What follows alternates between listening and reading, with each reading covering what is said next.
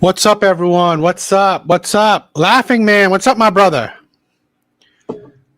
Everything is all good. Hope you're doing well. Hope you are doing well.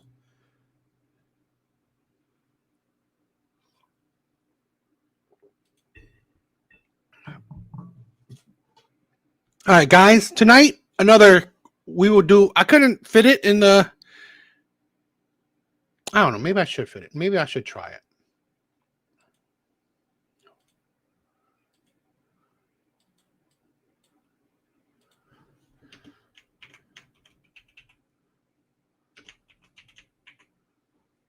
Yeah, I'll try it.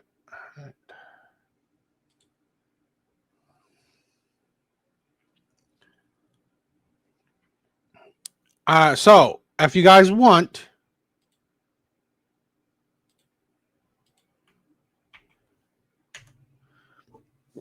you guys can call in. All right, if you guys want, you don't have to.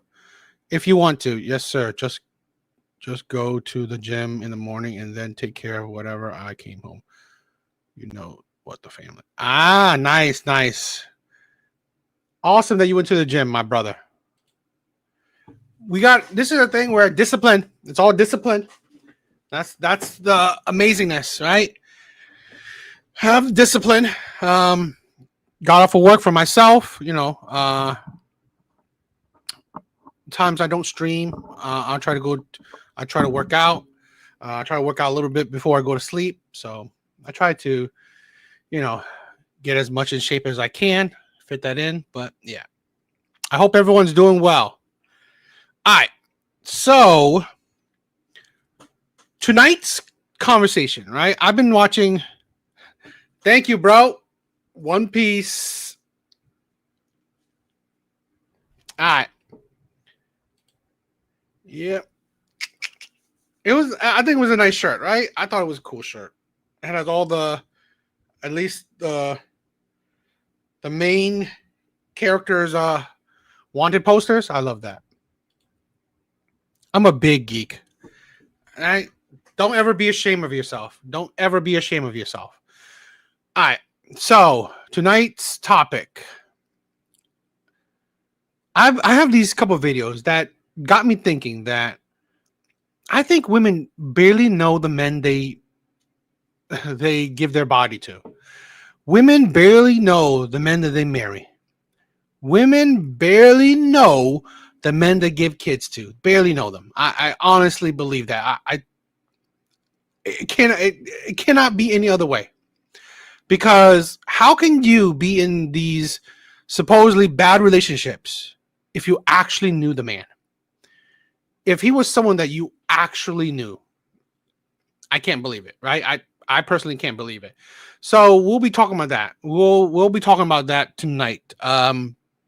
Because I honestly believe that women don't care. Women honestly do not care to get to know a man. If she knows you glancery, right? You're tall, you're handsome, or you know what, you provide, you protect, you talk a good game, great. That's good enough for her, right? What kind of job you have, good for her. That's good enough. What vacations you take, what vacations you go on, boom, that's good enough for her. So I believe that is the case. I believe that is the root of a lot of women's issues. They barely know these men. So we'll talk about it. We'll talk about it tonight. All right. I have some videos. We'll react to. We'll talk about. So I think that'll be fun. All right.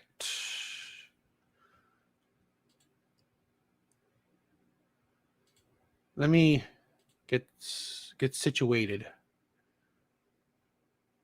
Let me get situated.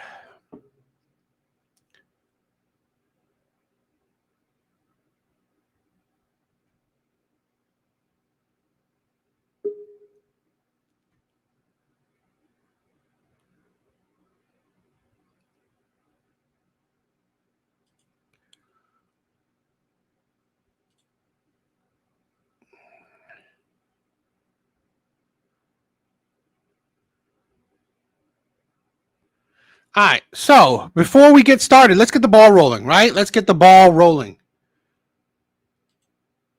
Yeah, it's 100% my business. It's a job.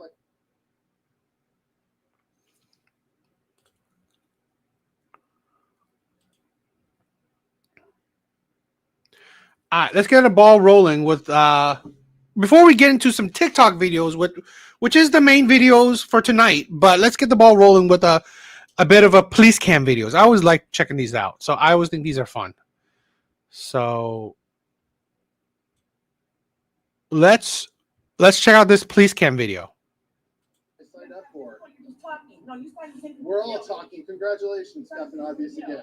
On March 11, 2025, officers were dispatched to a gas station in response to a report of a woman who appeared to be asleep in her vehicle with the gas pump still inserted and a baby in the back seat.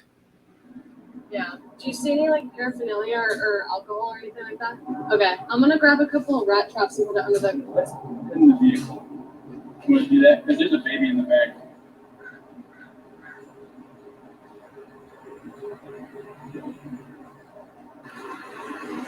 Is it in? It's in park, right? I don't know. Well, where's my car? Wait a minute. We're trying to make contact? Yeah. Her door is unlocked. Let's try to get her out of here as well. You know, this is a thing where I said this before. I believe people don't take having kids serious enough. People don't take having kids serious enough. Where you gotta try your best to be at a productive adult, at least before you think you're ready for a child.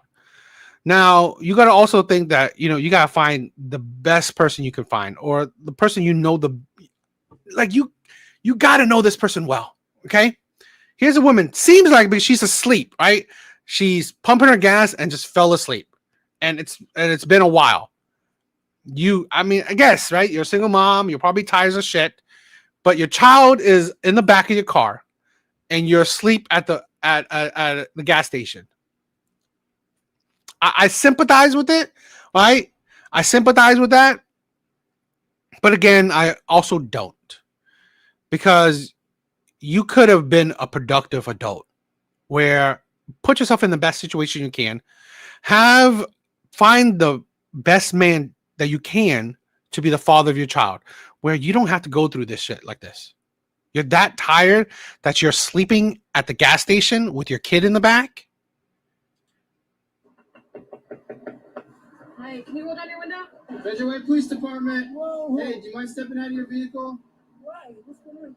Well, we're a little bit concerned about a couple things, okay? Why My don't you? son, leave me alone. I understand. Is your son okay? Yes, it's fine. Okay. Well, here's the problem. You didn't know that we were here until we had to knock on the door and wake you up. Is the car off? Yes. Okay. You left the gas pump in here. I was Okay. asleep. Well, there's also foil and drug paraphernalia on the passenger seat. Okay. Do you mind stepping out of the vehicle? Yeah, no problem. Thank you. Hey, I'm just gonna detain you right now until we figure things out, okay? What's going on, though? I'll explain it to you when we. Do you know how long you've been here for? Probably like 30 minutes. Okay. Well, right now I'm just detaining you. This is like I mean, if she has a whole bunch of drugs in the car, I mean, that just makes me feel a lot. I mean, make me feel even less bad for her. She's a drug user.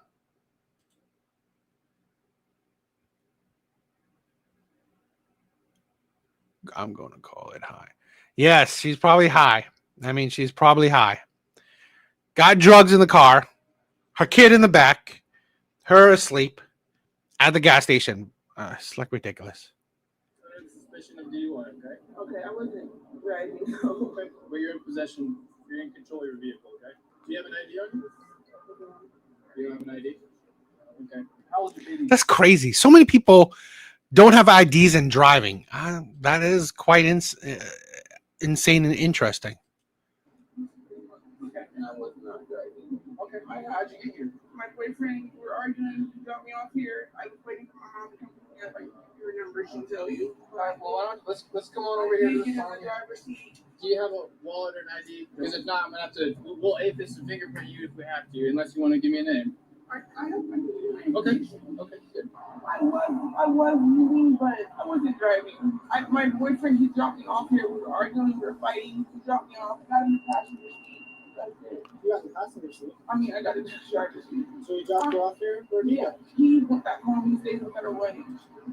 Wait. So he dropped you off with your car and walked home?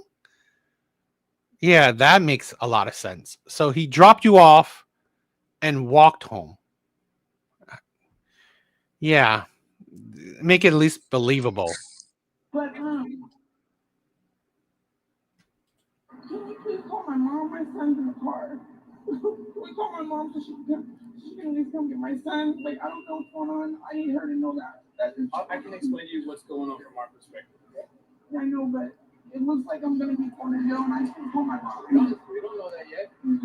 My boyfriend dropped me off here. He was driving. I got in the passenger seat. I did keep the gas in the car. We found you in the driver's seat, slumped over, passed out.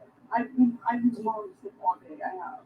I think the question I have is, he dropped you off here in this car or a different car? No, Let's read your Miranda rights before we do it. Yes, but can you call my mom and come get my son, Okay, please? I'm not doing that right now. So right now, I'm probably going to actually forward this to CPS because that child is in danger right now. Wouldn't you agree? Yes, yes.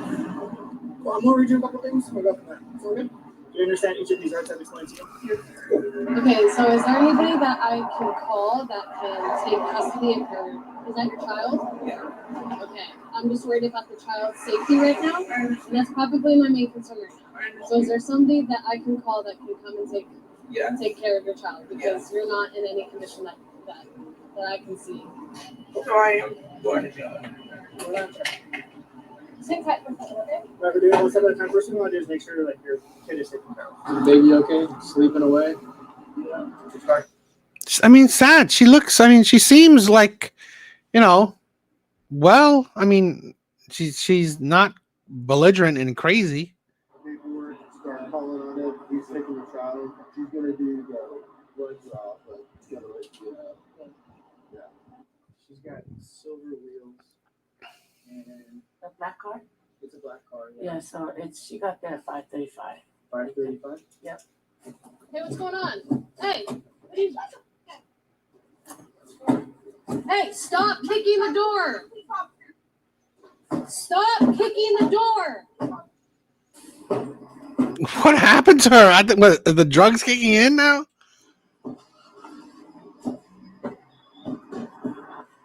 Stop! What's going on? Stop! Stop kicking the door right now! I knew it. She's being combative right now. She's being combative.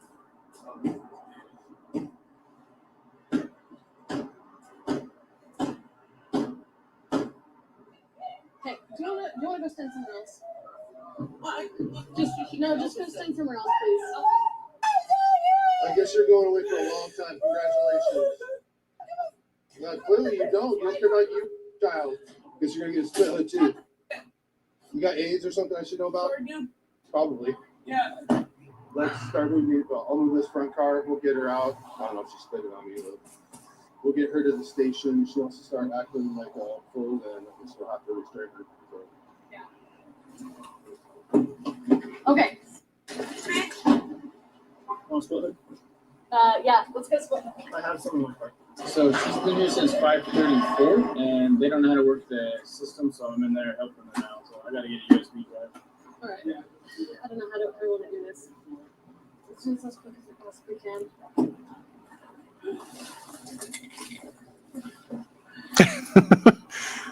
I swear to God, it's crazy that you have to use. I didn't know there was spit mask. That's crazy.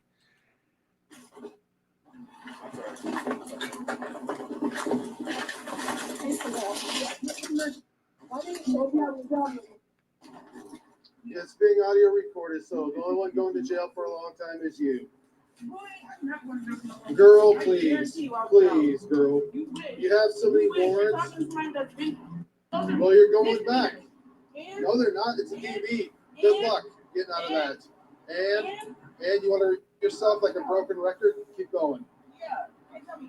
I've been going to jail since I was 14. Shut up. Whoa, stop with the racism, please. I'm Mexican American. Shut up. Oh, there we go. Perfect. That'll look good in court. No, you definitely I are. don't know how long we're going to jail for. No, I do. That's all you do. Perfect. That's Yeah, thank you're you. not the- Thank you're you for not that. the prosecutor. You're not the public defender. Yeah. No right? No life. Yeah. No life? Yeah. I You can't hear you. uniform every day. Okay, Yeah. Captain Stay in Obvious. your Thank job you. position. Thank you. Stay in your job position. I am. This is my job. And right now you're under arrest How much for time is physical You have no control. idea. That's what you want. That's what you're hoping for. For anything. I'd Yeah, rather that's not be what here you're at all. hoping for. Unfortunately, your actions caused us to be here. Why don't you take some ownership? You have a child in the car, for Christ's sake. Yeah, he's perfectly fine. Yeah, so Yeah, it's he's okay to perfectly be fine. high. I met in the That's not your car. business. No, it is my business. You're out in public. That's not your business. Yeah, it's 100% my business. It's a job I signed up for. No, you signed up. We're all talking. Congratulations, Captain Obvious again. Actually, no, there's more mature officers that are not saying nothing. Perfect. Yeah. And people not spitting on people. Yeah, do your job. They're being assaulted. And you can start- Why don't you be an adult and take ownership? That won't last long. Good. I guarantee you this officer right here is starting. You're Not actually even doing your worried job. about it. Not flinching. So I'm good to go to the station. This guy's sassy. This officer is sassy. I love it. I love it. He's playing along with her. He's giving her the energy right back. Yeah, you're good to go. Yeah. So if she's gonna keep kicking like that, I keep driving. Hey, you better knock it off. Touch me, you punk ass. You're under arrest. Yeah, don't Stop touch me. right. You kick your fucking mouth. Worried. Do I look Yeah. scared? Don't touch me. And Are you really bouncing not back about to the my other door. side? Oh, they're all talk. Yeah.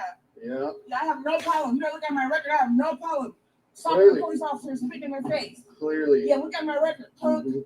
Oh, pig, oh, and I'm get still up gonna with get out. no. What happened to the seriously? She was like kind of cool before. Now she's like absolutely crazy. Guarantee you I'm doing more than two. Well, you're Yeah. going to the station. Guarantee you. You're going to be restrained.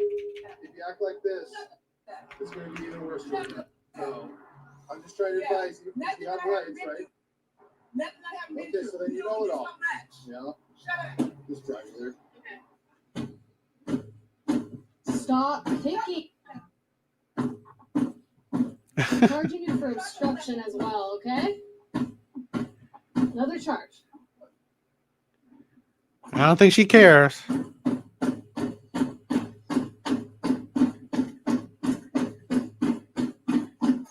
Stop. Wow, that could be that is annoying. That is very annoying. I can see that. Kicking. It's like a child. Literally like a child. This full-grown woman is absolutely like a child. This is the insanity, right? I believe a lot of women purposely do shit in life because they love the chaos. They love the chaos. They love the drama. I honestly believe that. I think women are so hooked on the emotional highs, right? The highs and lows of like being extremely sad, extremely mad, extremely angry, whatever. So they are addicted to craziness. They are addicted to, what would I say? Addicted to drama, chaos, anything that will feed that addiction.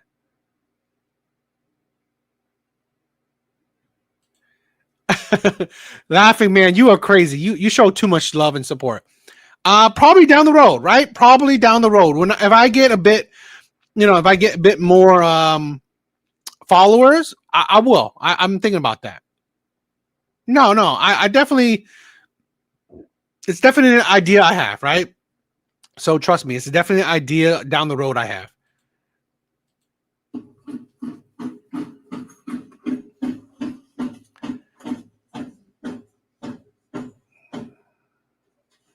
Step out. No pressure. Step out of the car. Face the car. Stop.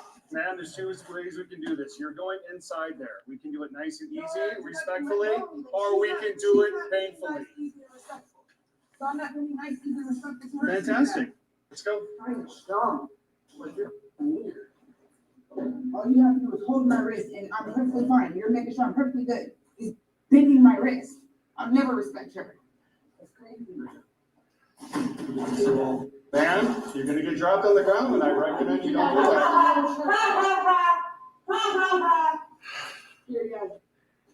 So this is... And this is a mother. This is a mother. Do you think this is the problem, right? This is the problem we don't talk about. Okay, because we don't hold women accountable. This is the problem that we don't talk about because we don't hold women accountable. We constantly complain, well, women, society, constantly talk about, how shitty men are, how terrible men are, how dangerous men are, how whatever, all the complaints that women have for men. But these right here, these are the mothers. Okay?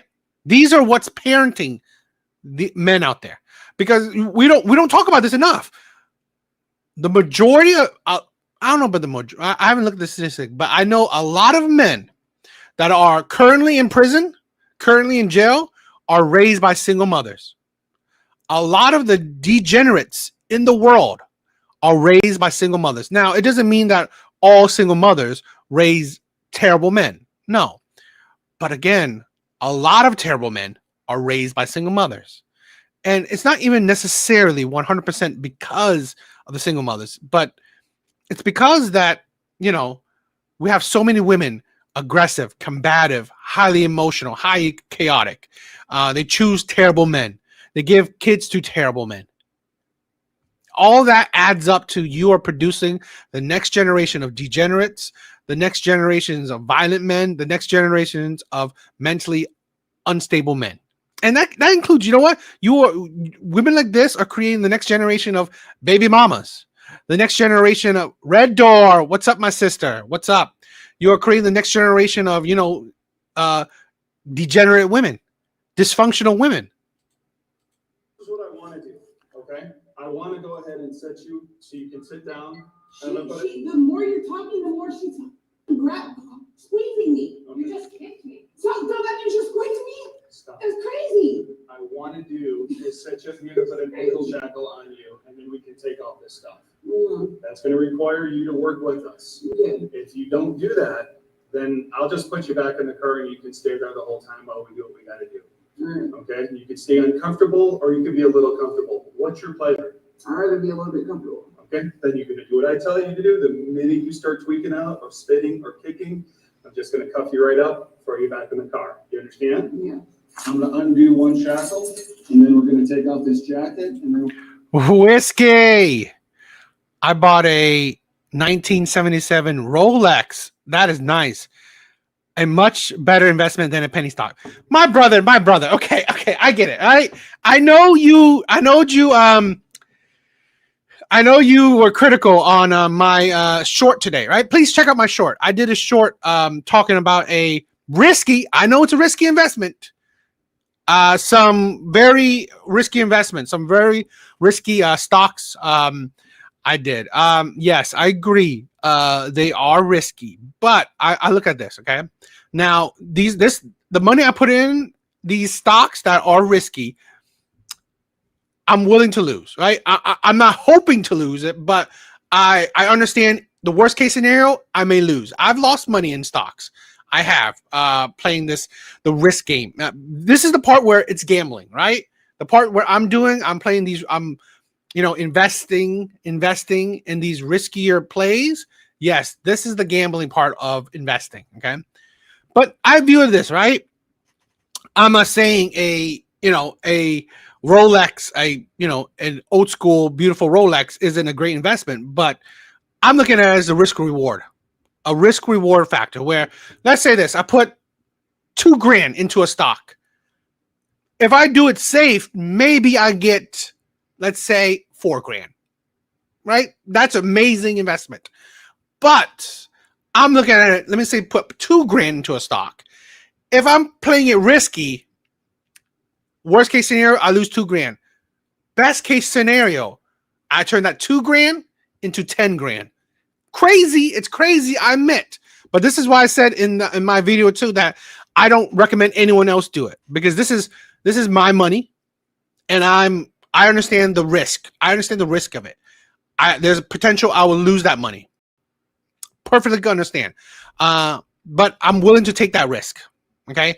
When you do, when you hope for crazy plays, well, comes with crazy risk. That's my thoughts. I'm going to sit you down, okay? Let's go ahead in the middle here. Put your hand. No. No, definitely.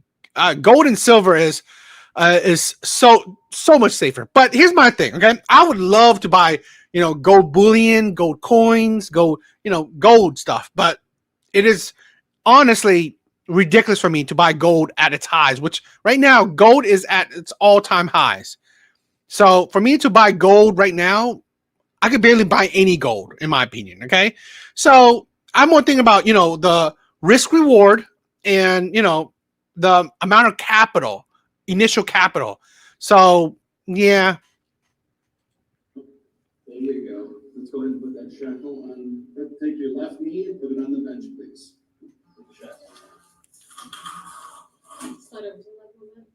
I don't want to stretch it out too hard. It's going to hurt you if we do. Can you slide over to the left, please? Thank you. I'm taking this off. Do not spit at me. All right, have a seat. Turn around the other way. There you go. The woman was charged with assault, DUI, disorderly conduct, obstruction. Thank you, Whiskey. You'll never sell it. At least you own a vintage. You know what? This is the thing where I would love to own a vintage Rolex. I would love to own a Rolex right now. Okay. I would just love to say that I have a Rolex. That's my thing. But right now, a Rolex is not the best investment for me. And reckless endangerment of a child. Her sister arrived at the police station to take custody of the baby, noting that she already had legal custody of the woman's other child.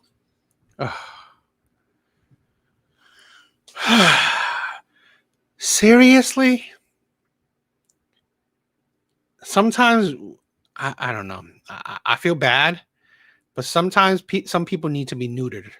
It sounds terrible, right? It sounds terrible, but like seriously, your child, your one child is in someone else's custody. Now you have another child. Do you think that you weren't that good of a mother to the first child? You think you'll be that great of a mother to the second child? And obviously, by example, you're not.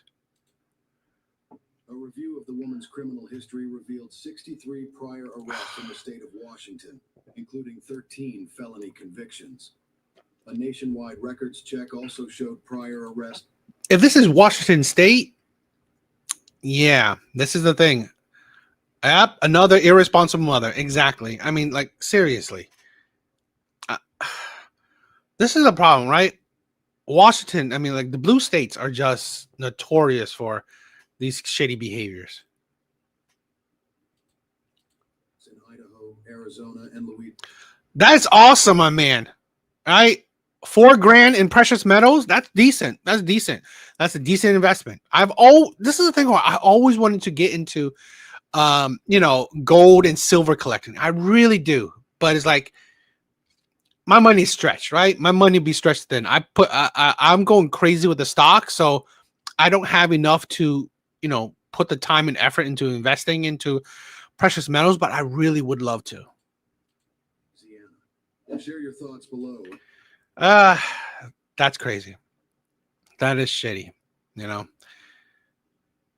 What do you guys think?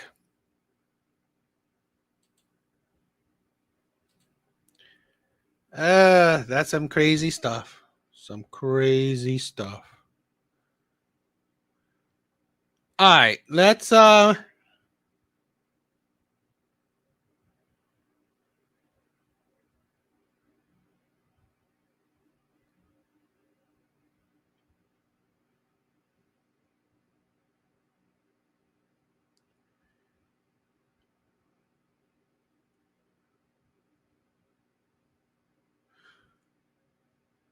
okay.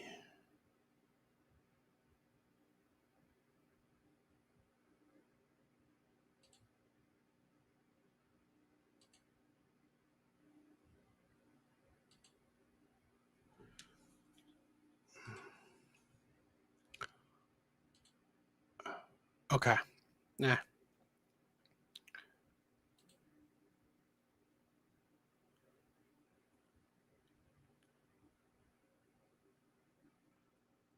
I know. I mean, I do.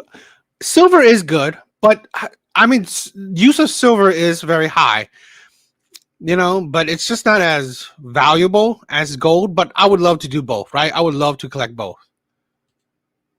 All right, let's get started. Okay? Let's get started on this.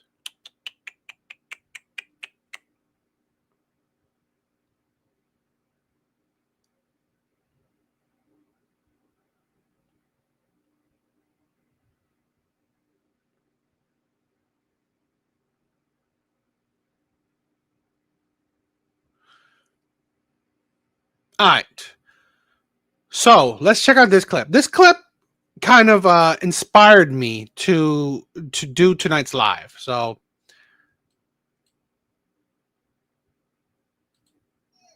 put a finger down if you're 29 with 5 kids under the age of 7, and your husband told you he wants to get a divorce because you want to continue going to your family church he doesn't like, but he wants you to stay in the house for the sake of the kids, and says he'll eventually start seeing other people. So he takes back the Benz that he bought you and buys you a less expensive car, and you take you and your 5 kids to go live with your dad. And now you share a room with your 5 kids trying to get your life back together because you haven't worked in 8 years because your husband told you to focus on you, your kids, and school. So now you got to learn how to be a single mom, all while your kid's dad is gaslighting you, making you feel bad for leaving the house because he says you should have stayed and saved up, even though he's going to be out doing what he wants to do.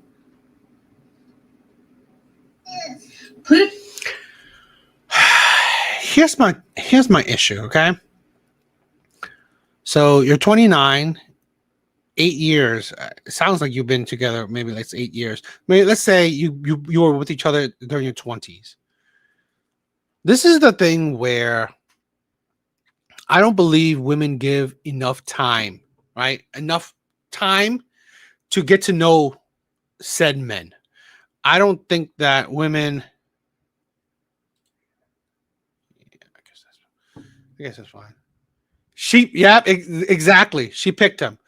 That's the thing where we have an issue where I believe a lot of these women don't take the time to actually get to know these men, right? Like, let's say this. She said she was with him 8-9 years. You're 28, you said? Or 29. So you got with him when you were like in your 20s.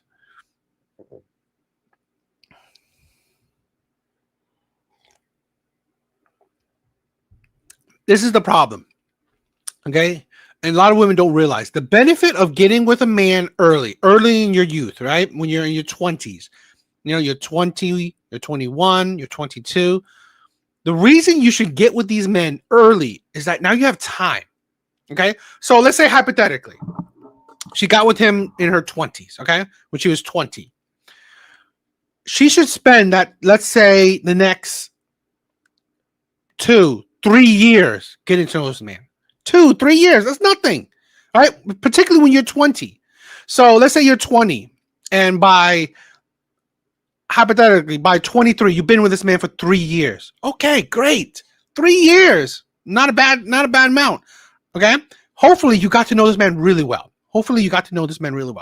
So now you are 23. get engaged, right? 3 years, not bad. Now at 24, right?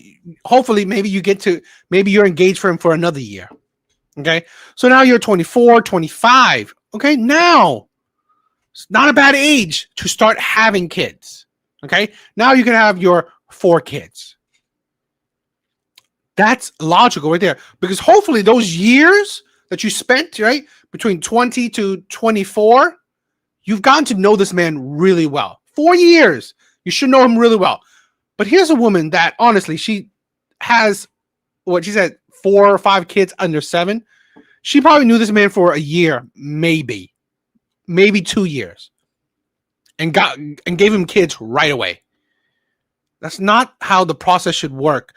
You didn't give enough time, particularly with how women go about things.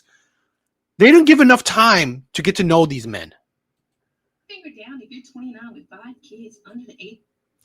29 with 5 kids under the age of 7. So let's say they're 7. So you're 29. She said she probably knew him, 8 years. So you're 29. Again, that'd be like 21. So you got with him around 21. You didn't spend enough time. You didn't spend enough time getting to know the man. Women are, Whiskey, thank you, my brother. Women are not stupid, but they are subject to their emotion and base their decision on emotion. Exactly. This is the thing, right? The problem is women are not logical. So logically, they're not thinking about, oh, let me get to know this man well, inside and out. Let me know his character, his morality, his personality, his hobbies. What is he like when he's mad? What is he like when he's sad? What is he like when he's with his friends? What is he like when he's around his family? What is he like if he lost his job? That's the thing. That is vetting. That's why you spend the time to get to know a man. You spend the time to get to know a person. That is the point. That is how you should be going about it. That is why people say, find a man at your prime, in your youth. Find the best possible man you can. Because now you have time on your hand. Okay? You don't wait to find the man when you're 39, you're 40, shit like that. No. Get to know a man when you're 20, you're 21. So now you have time to vet him. Your husband told you he wants to get a divorce because you want to continue going to your family church he doesn't like. But he... Well, see, this is why she's not explaining things well. So he doesn't want you to go to a church that he doesn't like. Okay, then don't go. You are a stay-at-home mom, right? You are following. First of all, you also a churchgoer, so you should be following the man's lead.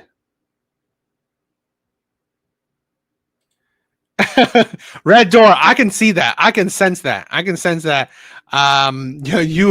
You wouldn't be that interested in female friends like that. Not on average. So you should be following his lead. If he doesn't want you to go to your family's church, don't go. Go to a different one. That shouldn't be causing division within your family. The church, the particular church you want to go to. Wants you to stay in the house for the sake of the kids, and says he'll eventually start seeing other people. So he takes back the Benz that he bought you and buys you a lesson. I don't get that. So he wants you to stay home and he will go see other women? Seriously? That's... And here's the thing, okay? I also think that women don't understand the price of getting with a provider. Certain providers, right? Certain men will... I said this before. I honestly think the best types of relationships, modern day relationships, are 50-50. Are 50-50. We're both partners. We're both equal partners. Okay. We both have, using the same contribution. Okay. You provide, he provides. You take care of children, he takes care of his children. You do housework, he does housework. I think that's the best way, because honestly, I don't think women can be led, and I think power corrupts absolutely. So A lot of men cannot handle the power of leading. Car, and you take you and your 5 kids to go live with your dad, and now you share a room with your 5 kids, trying to get your life back together because you haven't worked in 8 years because your husband told you to focus on you, your kids, and school. So now you got. I don't get it, right? You focus on you. Why not have a side hustle?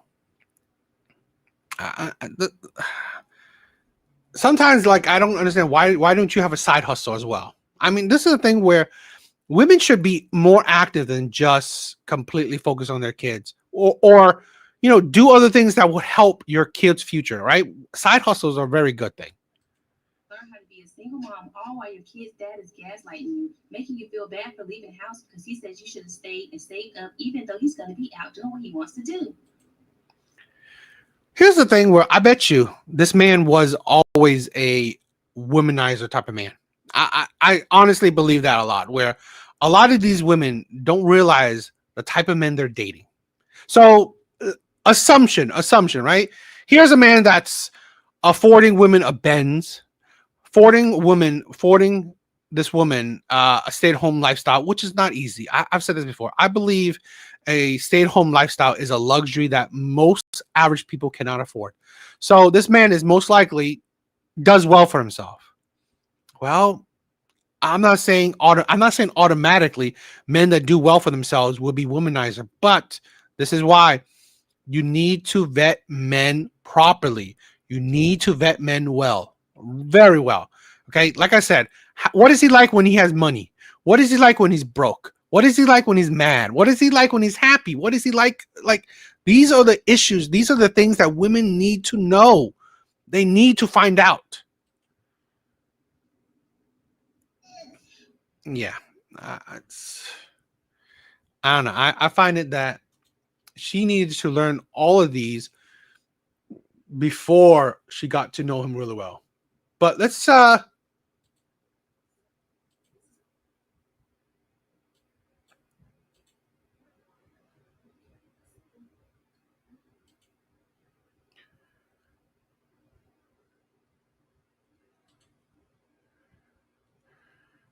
hopefully you can hear it, but I can barely hear it. Let me. My husband and I dated 12th grade year high school prom dates, he actually just started my and just went on from there. Fast forward to 2016, I'm in college. So this is part 1 of how I became a single mom at 29. My husband and I dated our 12th grade year high school prom dates, he actually just started off as a date and it just went on from there. Fast forward to 2016, I'm in college, and I decided, I want to go start getting back into church, and, I want to go back to my childhood church because that's where I felt God was. So I started going, and, my husband, my boyfriend at the time, he started going too. He was not involved in church. He didn't go to church, but he was going, and he started actually liking it. The church is an apostolic church. Church of God the Bible Way. It's an apostolic church, and it's very much holiness, Bible based. It goes. Everything is straight from the Bible. We are taught from the Bible. So, my husband starts, my man at the time, he starts coming to church, and he's really enjoying it. Like, he's enjoying the word. He's learning so much, about Jesus, just the things about the Bible, So fast forward 2017, March 2017, him and I get married. Wait, what? So that was way too soon. They were high school. So they were high school, like at 12th grade. So high school sweetheart, right? So it sounds like at 18, they got together. She went to college at during 2016. Okay. So they were together maybe a year, maybe 2 years. 2017, they got married. So they were together maybe 2 years, maybe little over 2 years, maybe 3 years. and got married already. You shouldn't be getting married so soon. So it sounds like maybe she got married at 21. When we get married, he is just a regular brother. But when I tell you, he moves he moves up in the ranks. Like he moves up like to a pastor, holding Bible studies, and he the whole shebang. Part two in the next video. Okay, so I would like to address some things before I start with part two. My husband is a great father. I would even say he's a great husband, but this situation has gotten out of control between us. I have a degree and I also have a real estate license, so I want to put that out there. Also, he is still 100% taking care of his kids. The kids are still going to the house. I removed myself because mentally I couldn't take it anymore. I'm still in school. I have my degree and I went back. So I don't know where y'all getting this narrative where I left without a plan. I don't get it. I don't see. That's why Big Barge. What's up, my brother? That's why I don't quite understand it. I don't quite understand it because she made it kind of confusing. Because here's a video she's saying that he's a great father and he's a great husband. This is why it's like I'm questioning. I mean, I haven't watched this, right? So you guys are watching this along with me, right? You guys are watching this along with me. It's just weird, right? This is why women's stories are telling weird. Also, my husband is not broke at all. Let's put that out here. He's taking care of his kids. He's picking them up. He's doing everything. So I don't know where y'all getting this from. Also, I would like to say my husband works in Decatur. We live in Warner Robins. So if you know the distance between that's about an hour and a half. So I wasn't going to stay down there doing all my wifely duties, being a. I like this comment, right? Great father and great husband, you say. Couldn't tell based on the video that brought us here. Exactly. So, I mean, maybe she'll explain it better because, again, the initial video that I showed, she's telling this man is the worst of the worst type of men in the world, right? I mean, by the story she's telling, you would assume that this man is dirt. First point of contact for my kids, picking them up from school, taking them to school while he's at work during the day, while I'm working down there, having to do everything by myself because they would have called me first. He lives too far to come get him. That's why I'm the first point of contact. That's another reason why I did not want to stay down there, because I have more family up in the Atlanta area that can help me with the kids, and so that he can also help me with the kids if there was an emergency during the day. Also, I did not sign up to be my husband's roommate. Yes, it was a hard decision for me to leave the house. I did not want to leave the house. I did not want to uproot my kids. But at the same time, if you're telling me that we're getting a divorce and that, I'm basically a single mom, then let me go ahead and learn how to be a single mom by myself. He is 100% a provider. Like I said, he's 100% still financially and actively in his kid's life. So I don't know where y'all getting this information off that one video. Well, this is you. People are making that information based off of you. But moving forward with part two, like I said, I had my first child in 2017 and my second child in February 2019. In the church, an apostolic church that I was going to, we don't believe in contraceptives. I need to put this out here, and I don't want to sound mean. I did not want 5 kids. I love all my children, but I did not want 5 kids. I remember the day I got pregnant with my second son. I told my husband, hey, this is a high day. I don't want to. And he said, and because I was being submissive, he didn't force me. I wanted to be submissive to my husband because that's how we are taught as women, to be submissive to your husband.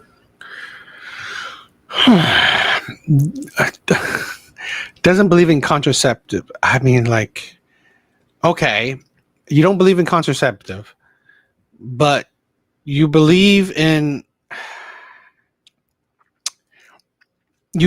just like F it. If he says divorce, let me go try to be a single mom. I would think that you will fight for it more, right? You would think that. I did what I had to do, and I knew I got pregnant that day with my second son, so that's how my second son came about. I love him, but it is what it is. So that transition from 1 to 2 kids, it was a lot. I'm not gonna lie. I was trying to figure it out. We were traveling back and forth, and traveling from also to churches in Florida, Mississippi, Alabama. You know what I mean? It was a lot, and we were putting in a lot financially. He was willingly putting money in financially. So that was another thing. Like it was stressful, and I just I was like, I want my kids as well. Oh, and also it was kind of hard for me to work because with the traveling back and forth, I had to be off work by a certain time because he wanted me in church. My husband. Okay, so I would like to address. First, I want to say I am in no way forcing you guys to watch my videos. A lot of people said, "Why is this on the internet? Why are you mad at us?" Please just keep scrolling. Secondly, I'm not asking for any handouts. I never asked for any sympathy. I'm just simply telling my story, my testimony. Everybody is saying I'm defending him, but I'm just telling my truth. I'm being honest with you guys. When I say single mom, I'm bearing the responsibility of 5 kids on my own, which is a full-time job. We have this. Technically, this is why this is why it's hard to trust what women say. So she said she's bearing the responsibility of 5 kids on her own, yet technically you're not. You just said your current husband, is providing for your kids, is providing for you. So technically you're not taking on 100% of the burden on your own. See, this is why it's hard to listen to women. It really is. Because one, they don't tell a clear story. They don't. They leave off bits and pieces, and they view shit differently. So here's the husband 100% providing for her and their kids. Yet in her mind, she's 100% taking care of the kids. That's the problem, okay? If you think money's not important, that's idiotic. If you think money's not important, that's idiotic. You would not even be able, right, to take care of your kids without money. On the internet a lot about married women who feel like single moms, and after I'm fully divorced, I will be a single mom. Just because my experience of a single mom doesn't match the typical stereotype of a single mom whose baby daddy doesn't provide financially or is even in the picture, that shouldn't take away from what I am experiencing. Lastly, a lot of people are bashing me. What you're experiencing is wrong. Okay. Now, I'm not saying that you're not, primary, care of your kids, but you're not 100% taking care of your kids on your own. You're not. Because I decided to be fruitful and multiply, as the Bible says, which, as you know, I was heavily involved in my faith.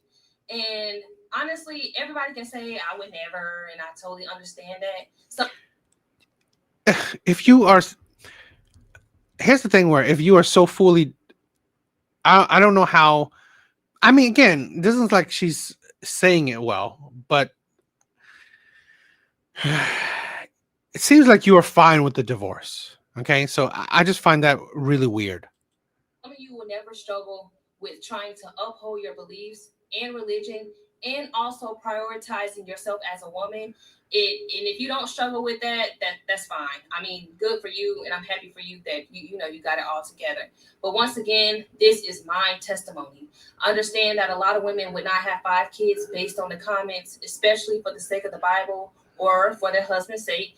And I wouldn't do a lot of things either. I wouldn't have a child out of wedlock. I wouldn't have children with a man who is not financially stable. And I know there's a lot of people who would do that. And honestly, I'm not passing judgment. I'm just trying to say everybody lives a different life and will experience different things. And here's this right here leads to all the Kendra G videos, right?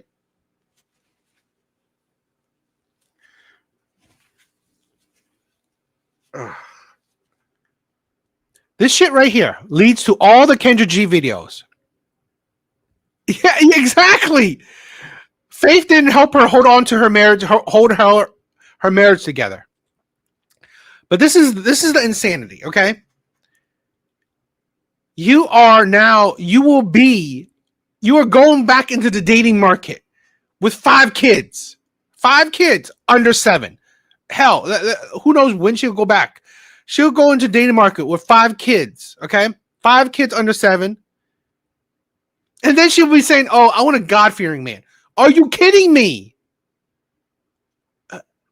What God-fearing man is like want to take up that shit? So this is the insanity. This is why they said, just stay with your baby's father. Just stay with your husband. Honestly, like, what do you think you're getting out here? What type of men do you think you will be getting out in the dating market with your resume? With your resume, 5 kids under 7. What type of man will you think you'll be getting with that type of resume out in the dating market? What? You will not even, I'm sorry, you will not even be getting the same kind of caliber of man your husband is. And how much you don't like your husband, I guarantee you, you will only get worse. With the resume you have, you will only get worse now that you're in the dating market. Make mistakes and do things that might not be, the best for them. So, with all that said, if you're still staying with me after hearing my testimony, I ask for grace, not because I deserve it. It's because we're all human and nobody is perfect. If my testimony upsets you or doesn't make any sense, once again, I'm not forcing anybody to do anything or watch anything. Simply just scroll past. Thank you. Hey girl, so when I was studying to get my bachelor's degree, I would do most of my classes online. And those classes that I couldn't take online, I took them in the evening and I took over and watched the kids during that time. And as far as my real estate license, I took that a few times, but I utilized, I forgot the lady on YouTube. I want to say her name is Maggie, Real Estate with Maggie. I definitely. So this is funny, right? So her husband did help with her kids. So the husband is part of the. It's like this is the problem I have with a lot of women in their storytelling. Here is a story. Here's her story where she said while she's going to school, her husband is helping taking care of the kids. Studied her. I looked at all her videos and passed my real estate test. I hope this helps. Hey girl, so when I was studying to get my bachelor's degree, I would do most of my classes online. And those classes that I couldn't take online, I took them in the evening and I took over and watched the kids during that. Didn't she say that she was what 100% or she took care of the kids most? It's like seriously. Hey, so I wanted to say something about this comment because I keep seeing everybody say 29 with 5 kids. Okay, I never said I was miserable with my kids. I don't even know where y'all getting this. It's all good, Artie. It's all good, my brother. It's all good. Thank you for joining. Thank you for coming by.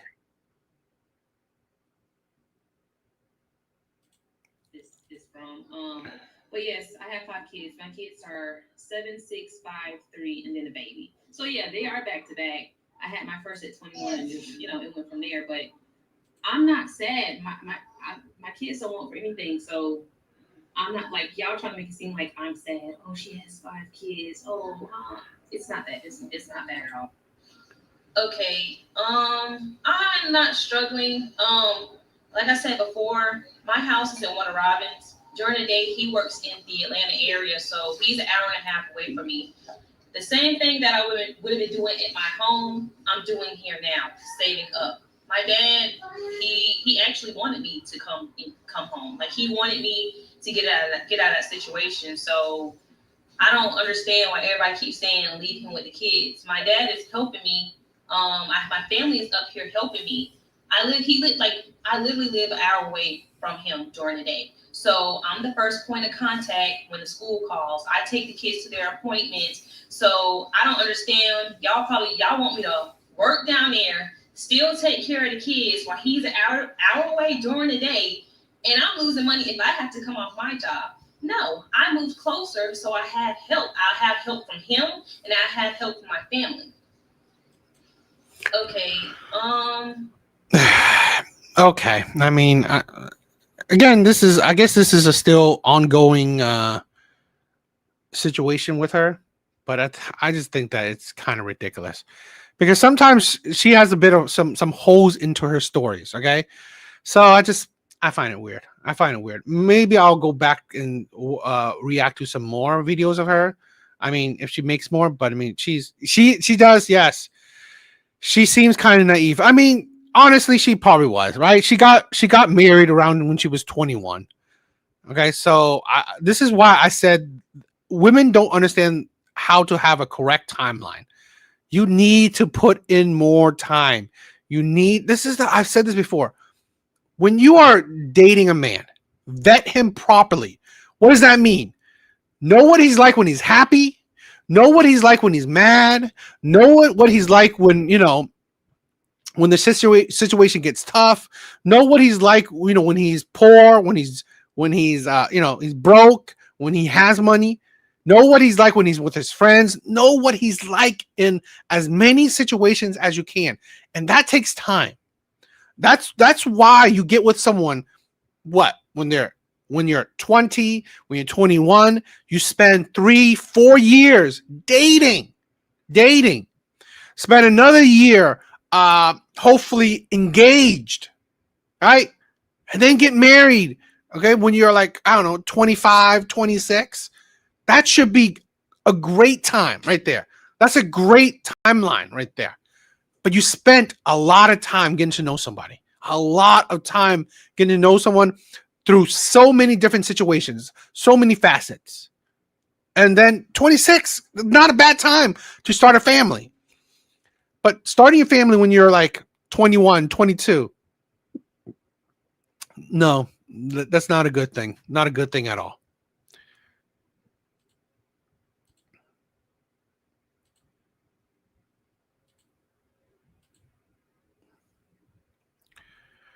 Thank you, everyone, for coming by. I love you guys. You guys are amazing. I'm going to eventually do a video on this topic, right? But I just wanted to say this. I hope you guys understand. When I say I love you guys, I mean it, right? I view you guys as friends. Now, I'm not saying that, it's the same as in-person friends, but realize that I care for you guys, all right? I wish you guys the best. I wish you guys success. I wish you guys happiness. I wish you guys a great life because I view you guys, okay? Whiskey, big bars, poor man, Artie, Red Door. I view you guys as friends because the love and support you guys show me, I show you guys back by feeling like you guys are my friends because I care.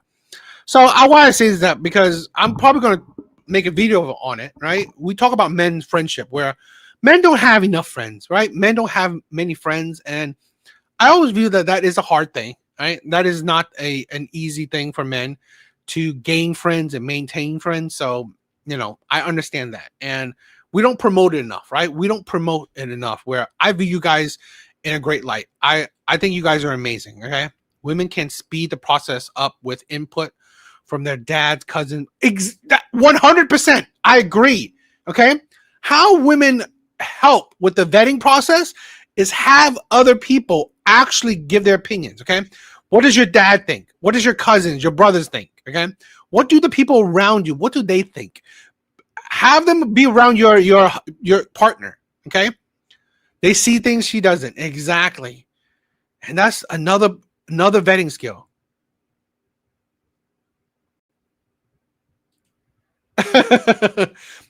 This is a thing where no, I love you guys regardless, right? I think you guys are amazing, right? You guys are my brothers, my sisters, right? I love you guys. I do.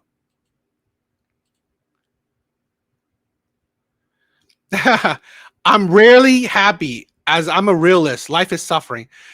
I don't necessarily disagree. But I would say this. You can make life constant. Be consistent, right? Be content, right? Be content. So life could be suffering, right? But I view that you make it where at least you're content. You don't have to, being happy 24/7 is unrealistic. Being happy 24/7 is unrealistic, but being content 24/7, that's more realistic. That's my goal, right? I'm content. I'm neither happy nor sad. So I'm not suffering. So that's how I view it. All right, let's move on to another one.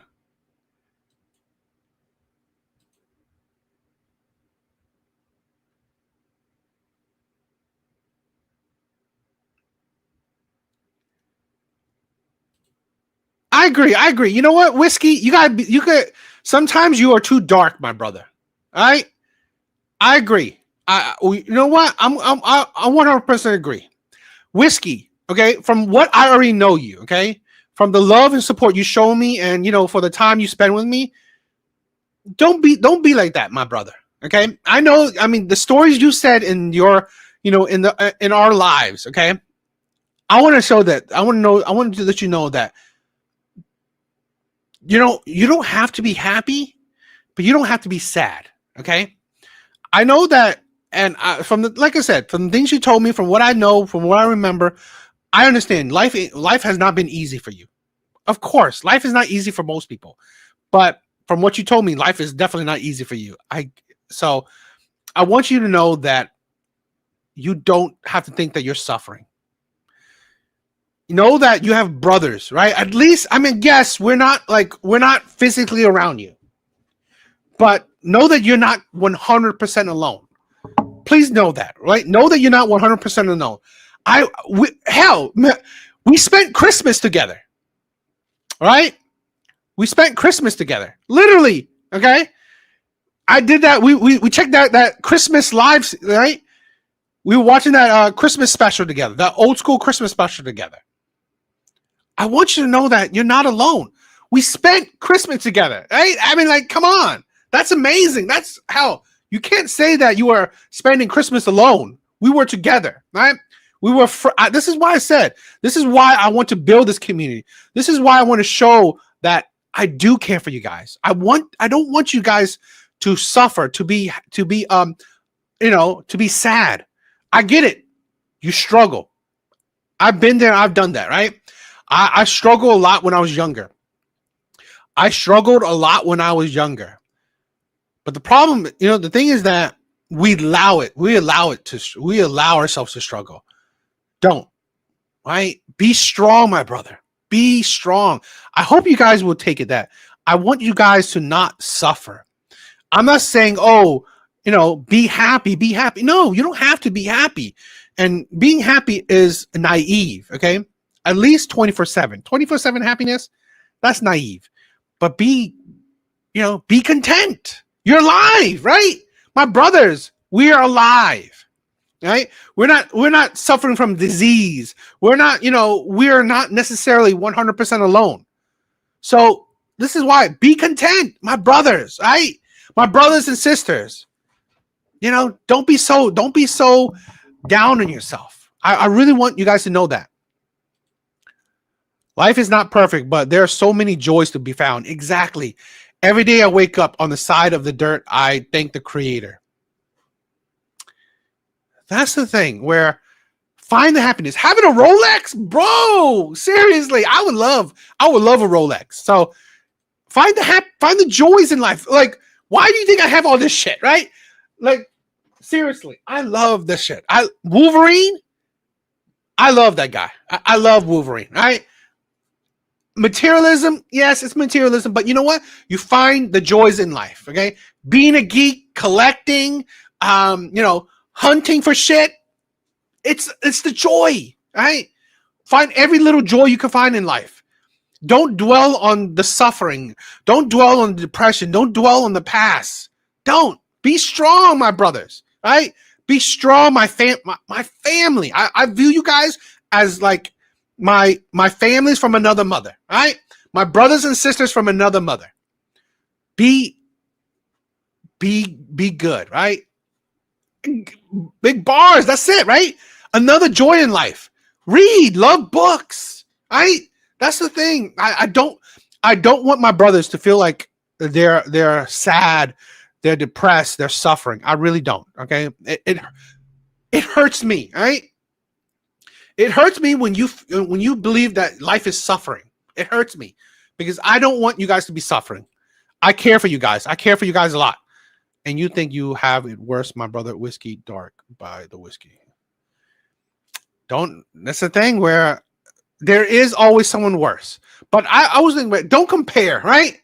We don't need to live the life of comparison. You are alive, right? You're alive. You're not homeless. You know, that's it. Find the joys. I want you guys to find the joys. And here's another thing. We are all spending time together, right? There are about 9 people in the live. We are hanging out. We are chilling as friends, right? We are chilling as brothers and sisters. Who could say that, right? Imagine this. If I turn off the live, we're all by ourselves, but we're not, right? We're hanging out. We're not necessarily having, mad ass fun, but we're content. Right? We're chilling with each other. We're watching things. We're talking things. That's the greatness, right? So I want you guys to know, don't be so depressed, right? Stay strong, my brothers. Stay strong, all right? All right, let's move on to something else, right? Let's get our mind off of, other things and just check out videos together, right? I think, having opinions on shit is another joy I find in life, okay? Watching things and just having some kind of opinions on things, it's another joy I have in life. It takes my mind off of my own problems when I have opinions about other people, right? That's how I view it. I love that. That's a good goal to have. All right? Focus on your health. Focus on your mindset. Focus on your body. Focus on your wealth. Get that passport. That's something. You can do it. You can do it, my brother.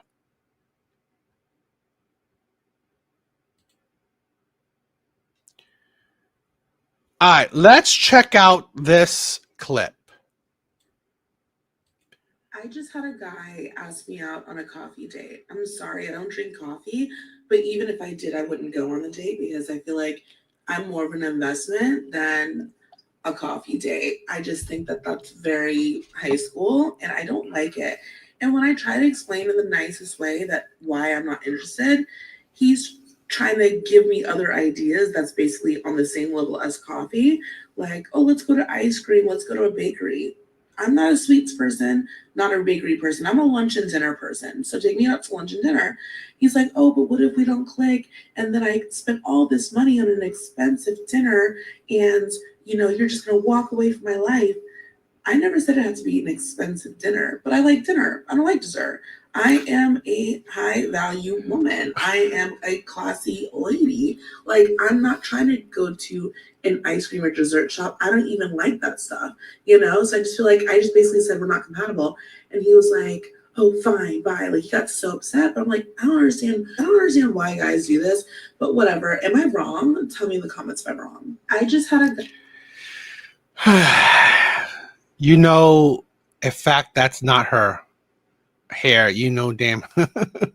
That's the thing here's the thing with a lot of these women. Okay. They are their own worst enemy. A lot of these women are their own worst enemy. So this is why, and this woman, yes, I mean, even already noted, right? This woman has been around. She's constantly single. Okay. So you would think that you would learn from your mistakes. You would think you would learn from your mistakes, but honestly, a lot of these women don't. A lot of these women they never learn from, the mistakes they have made. So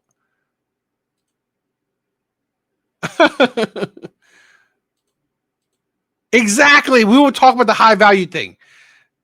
It's delusion. This is the problem where I'm finding, okay? So instead of trying to get to know a man, yeah, she should be asking for a gym date. Instead of trying to take your time to get to know a man, your main thing is going on a dinner date. I'm pretty sure you could, what is it? You could, not always need to go to dinner. Let's break this down. Out on a coffee date. I'm sorry, I don't drink coffee, but even if I did, I wouldn't go on the date because I feel like I'm more of an investment than a coffee date. You're more of an investment than a coffee date. You are still single, right? You're still single. What the... She could miss a few dinners. I agree. She could miss a few dinners. How's that investment panned out for all these men? All these supposed men you've been on dates with. How's that investment pan out? This is why a lot of women don't realize they have been a lose-lose investment on men. This is why a lot of men aren't approaching women. Women constantly complaining, where are the men at? Why aren't men approaching? Because you are a losing investment. You are a losing investment. Women are a losing investment a lot of the time. And you can tell this woman is still single. So how has those men, right, gained investment? Buy a dog, die alone.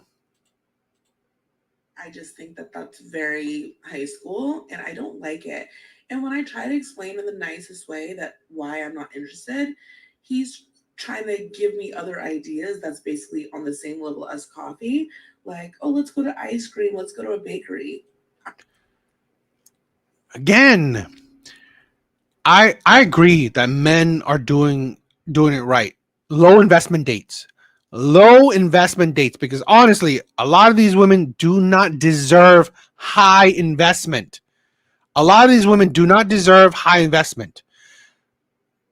Because these investments into these women rarely pay out. Like I said, here's a woman that's still single. She's still single. So obviously, any man that has invested in her, it hasn't bore fruit. So, Whiskey, you think I invest in risky things? Women ain't one of them. I can tell you that. Women, I do not. I've learned my lesson. I've learned my lesson. Women are not worth the risk a lot of times. So I definitely do not risk my investments when it comes to women. I'm not a sweets person, not a bakery person. I'm a lunch and dinner person. So take me up. Yeah, a lot of lunch, a lot of dinners.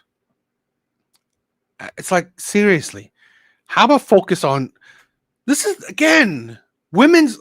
This is the problem with a lot of dating scenes, right? Women are not focusing on getting to know the man. They're focused on the date. Because why? They're not interested in the man. They could care less about the man. It's not about the man. It's about the date. And that's the problem. That's the problem we're seeing. It's not about the man. It's about the date. That is it. Because you could give a shit about the man. You don't care about the man. And that's insanity. You don't care, right? If you go on a date with that man, this man, whatever man. It's just the date. It's just the date you care about, right? It's just the experience. It's just feeling like this man's spending money on you. Okay, it's the experience. It's the free meal. It's not like you are begging to split the cost of the date, because then you'll probably say that shit too. And that's the problem. Just money, man. Yo, why? What's up, my bro? What's up? Thank you for stopping by. I missed you. I'm glad I'm seeing you more often now. Again, it's because women don't care about the man. She's not interested. She's not attracted to these men. What she's attracted to is the money, is the experience. That is what she's attracted to. The date, not the man. So her issue is she's not bothered of getting to know the man. She doesn't care about getting to know the man. That's the problem. A lot of these women do not care, do not put time into knowing these men they're dealing with. One, they don't care about these men. They're not attracted to these men. So why would they care? That's lunch and dinner. He's like, oh, but what if we don't click? And then I spent all this money on an expensive dinner and, you're just going to walk away from my life. I never said it had to be an expensive dinner, but I like dinner. I don't like dessert. I guarantee you a woman like this will complain about, let's say, a chain restaurant, an Applebee's, a Cheesecake Factory. So, because she's supposedly high value. Okay, take her to McDonald's. Right? I'm pretty sure, she'll fit right in. I am a high value woman. I am a classy lady. Like, I'm not trying to. this is again, this is the problem with so many women, particularly average to below average women. I find this the biggest problem. Okay. Why are so many average to below average women so egotistical? It is beyond me. Their personality is so terrible. They think that they're tens. They think that they're goddesses, they're queens, that they're high value. What makes you high value? That no man values you. Why are you so high value, but no man values you at all? How does that make you high value? Explain that. How are you so high value, no man wants you? No man values you.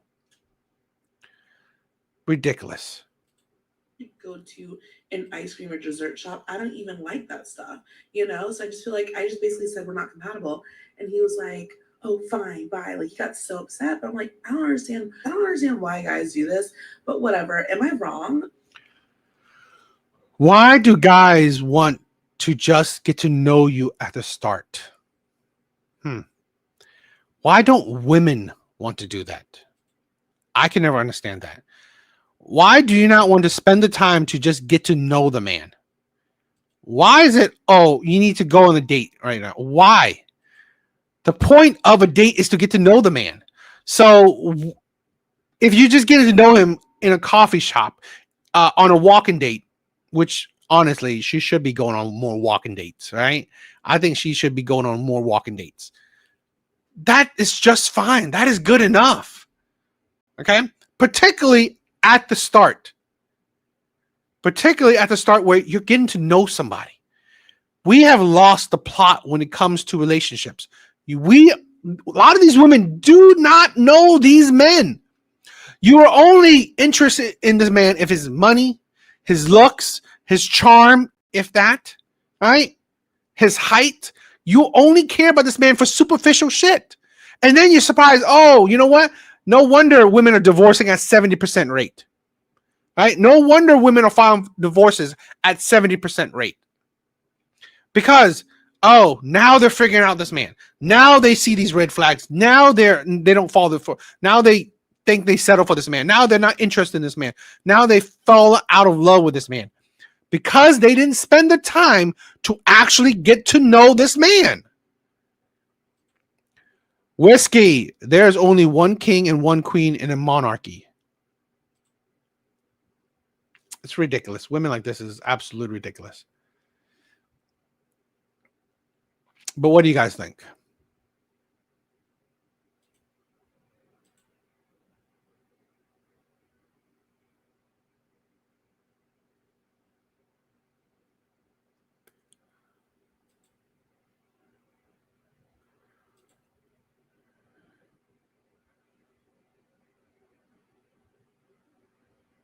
All right, let's check this one out. This dating pool is filled with a bunch of nonchalant men. I just can't stand a nonchalant man. I can't. You know, you meet someone out, you're kikiing, and then they want to just be on your line for weeks and weeks and weeks with no plan. What? No. Like, I want my man to not play about me. You meet me, you get my number, you're like, you know what? I am planning something for us. Like, I can't lose you. Where are those type of men? Because I'm telling you, they're all talk nowadays. They're also nonchalant. They're just icky. They give me the ick. Like, you're not a real man. If you're interested in a woman, make a plan. Be the man. Let the woman be the woman. Let the woman relax. And you as a man, just do it. So the nonchalant men, just throw them away. We're sick of them. The real women, we don't want them. We don't want them. Thank you. I was going to say, when I first saw this video, when this video popped up in my FYP, I'm like, God damn, her voice is deep. So I wasn't sure if this was a real woman or not. And this is the problem with modern day society. It's hard to tell who is an actual woman or not. It is hard to tell who is an actual woman or not.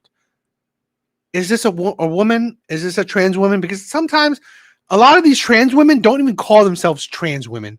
They just call themselves women, which is absolutely, utterly insane. I think it's really crazy. Okay. So, I mean, I wish I knew. I wish I had some concrete answer if this is a trans woman or a woman. From her page and stuff, it doesn't seem like she says it. So, I'm just assuming she's an actual woman, so that's where that's where my talking point would be going for. If I knew if I knew she's a trans woman, my talking point would be a bit different. But okay, I'm just gonna go about it like if she's a real woman with a very masculine voice. So yeah, it is what it is. Let's break this down. This dating pool is filled with a bunch of nonchalant men. I just can't stand a nonchalant man. I can't. Now that could be a cause. I heard this before, right? I've seen it before. Okay, where if she smokes like insane amount, women that smoke, and that's a red flag to me. Yeah, this is the process of their voice. So I wouldn't be surprised. I can't. You meet someone out. Oh, really? I mean, this is the thing where I'm not saying it doesn't happen. Okay, I'm not saying it doesn't happen because I have a. To be honest, this is the thing where I have my voice is more higher than it's deep. So that's why I'm not gonna. I don't automatically. Voice doesn't necessarily automatically scream one way or the other because it's understandable. Okay, I don't have the most masculine of voice, so that's why I don't hold it to anybody. But for as talking points will go, right? If I where I will gauge my criticism, it helps to know which, if it's a trans woman or if it's an actual woman. But in reality, I don't care, right? I don't care one way or the other. Or, it doesn't bother me if someone has a deeper voice or a softer voice or a higher pitched voice. It is what it is.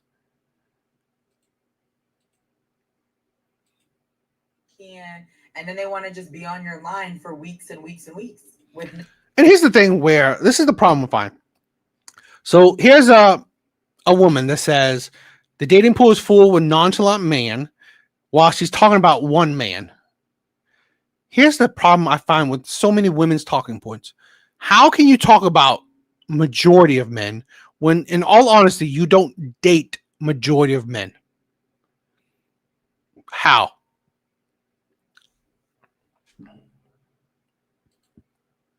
Adam's apple is a dead giveaway. A dead giveaway. Yeah, I can see that. But I don't see her having one, so I'm not sure. And that's why I find it like I hate it when women do this. Okay, so they date one nonchalant man. They interact with one nonchalant man. Maybe they interact with 2, 3, 5, and then they say men, all men, majority of men are this or that. After dating barely a handful of men, it's like seriously. At the end of the day, it's who you choose. If you don't want nonchalant men, then date the ones that aren't. You're choosing the ones that are. You are attracted to the ones that are. And that's the problem. Women are finding the issue that the men that they're attracted to, they want to change those men. They want to change the men that they are attracted to. And that's the problem that a lot of women are having. Exactly. They have one bad experience and judge the entire male population. Exactly. It's all good, my brother. Enjoy your food. Enjoy your dinner. No plan. What? No. Like, I want my man to not play about me. You meet me, you get my number, you're like, you know what? I am planning something for us. Like, I can't lose you. Where are those type of men? Because I'm telling you, they're all talk nowadays. They're also nonchalant. They're just icky. They give me the ick. Like, I find it really, this is another confusing, another thing that she does, women do to the dating scene, how women confuse men. So you want a man that takes the lead, yet you will also complain that men are too controlling.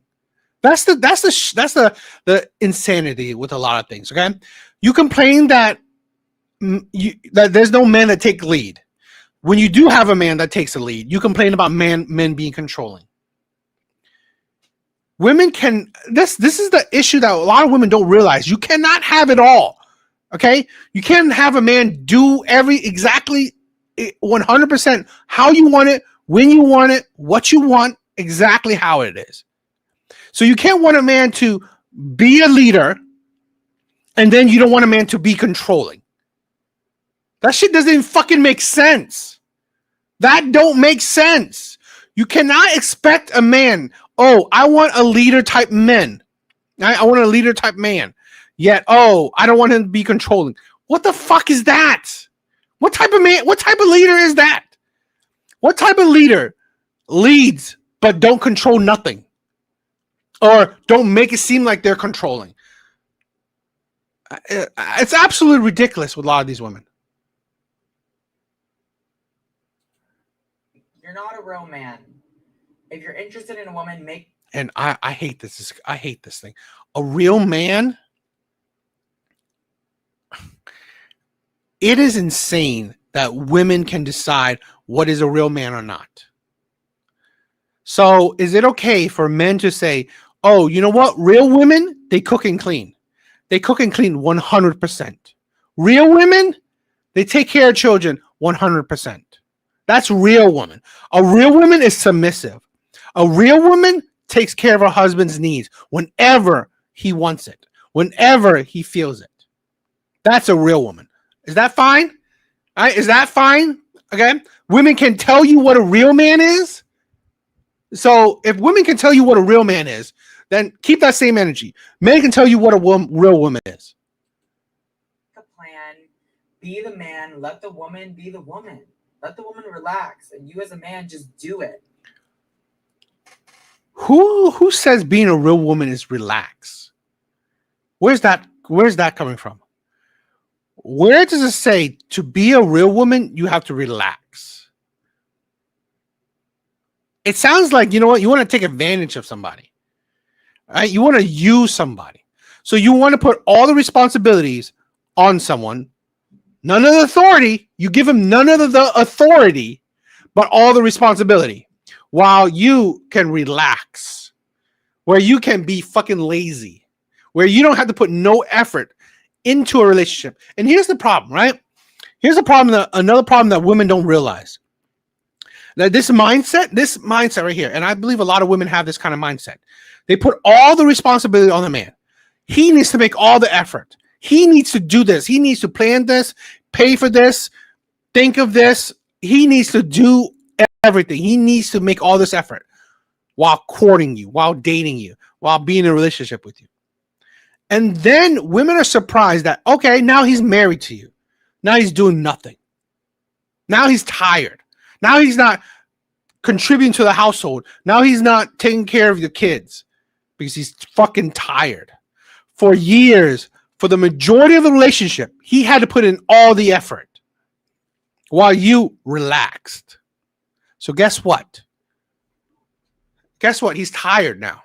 After years of putting in all the effort while you relax, he's tired. You're married. He's still providing. Now he's going to be fucking lazy. He's going to relax, right? He's going to relax. That's the thing what a lot of women don't realize. They burn a man out. He needs to put all the effort in. Now that he is he's married to you, now you think that he's lazy. He's incompetent. No. He's tired. He's burnt out. Now it's start for you. You need to contribute because it wasn't 50-50 before. It was like 100% zero. So now we're switching it up. This is what women don't realize they're doing. So now we're switching it up. Now it's 0, 100% you. Or I'm still providing, right? I'm still providing. So, 30%, 100%. Now you take care of the household. You take care of the kids. I'll just provide. All right? Women don't realize this. Women don't realize the dynamic they're creating. Okay? People can only do it so much. Exactly. Slavery. It's slavery. I wouldn't be surprised. I would agree. Women are essentially making men into slaves, while they can relax. Master, right? A master. Well, there comes a point where men get tired of it. Men are tired of it. So that's why you got to question. Oh, now he's not contributing, right? He's not helping around the house. He's not helping around the kids. Guess what? He's fucking tired. For all of the relationship, he constantly had to put in the work. Now he's burnt out. So you got to deal with it. So the nonchalant men, just throw them away. We're sick of them. The real women, we don't want them. We don't want them. Thank you. That's why I kind of question to say the real woman. Why would you say that? That's why it's hard, right? It's saying real women. It's kind of hard, but whatever. Fine. They say certain things that makes me question, but whatever. Okay, whatever. Fine. You don't want to date these men. You don't have to. I agree. I definitely agree. No one forces women to date who they don't want to date. Nobody forces. In today's day and age, no one forces women to date who they don't want to date. It is 100% in your control. You don't want to date these men, don't date these men. The problem I find is that women say no to these men, but then they're going to say no to those men. And then they're just going to start saying no to a whole lot of men. So essentially, you might as well just stay single for the rest of your life. That is usually the case.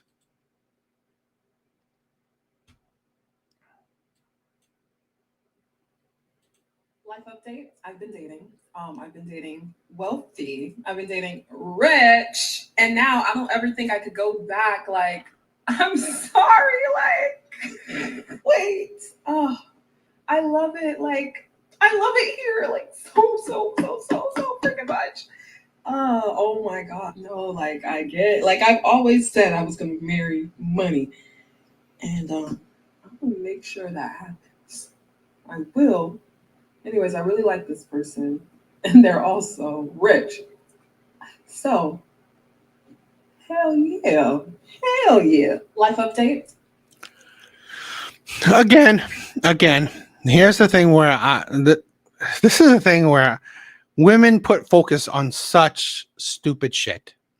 Rich, he's wealthy. Okay, it's not like you're happy that he's morally sound. He's a faithful man. He's a emotionally intelligent man. He's a intelligent man. It's not like you put emphasis that he's a good man, that he takes care of people. He cares for people. He's he stands by his principles. It's not like you care about those shit. He's rich. Great.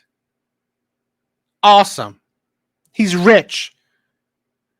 I'm like, then you're surprised that, I married a rich man, but you know what? He abuses me.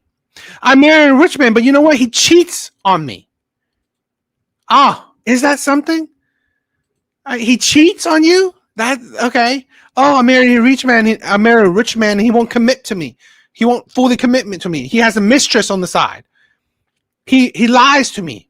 He abuses me. Bitch, you didn't care. You didn't care about anything else besides him being a rich man. That was your main thing you liked about him being rich. Not that he's morally sound, not that he believes in monogamy, not that he believes in marriage, not that he's good with kids, not that he wants to be a good father. He's rich. Nonchalant is not bad. It's not all bad. Feeling and appearing casually calm and relaxed, not displaying anxiety, interest, and enthusiasm. This is a thing where I've said this before. Being stoic, being nonchalant is actually a good thing. I honestly believe it's, in a way, not 100%, but it's in a way an emotionally intelligent man. Because us as men, we need to control our emotions. Being emotional, right? Allowing ourselves to be emotional like women is a dangerous thing for a man. It's a dangerous thing for a man because honestly, for men, we have strength. Our emotions, sad thing, it comes with strength as well. Okay, so us being if we're extremely angry at something, it's not a good thing. What the?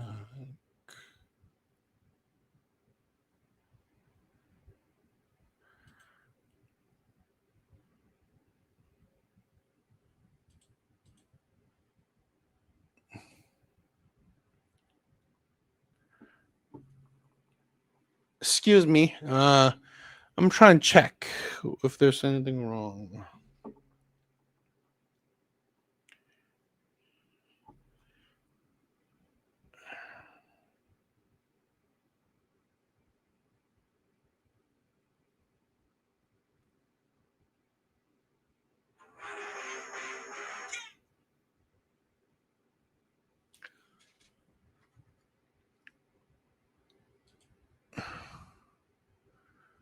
I'm sorry, I'm just checking on something. But yeah, I mean, this is ridiculous with women loving the thing that okay, they care about just marrying a rich man. That's what they care about.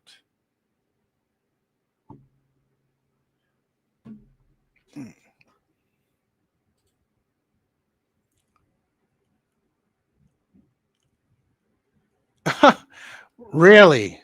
I mean, and I that's the thing where prenups are a good thing.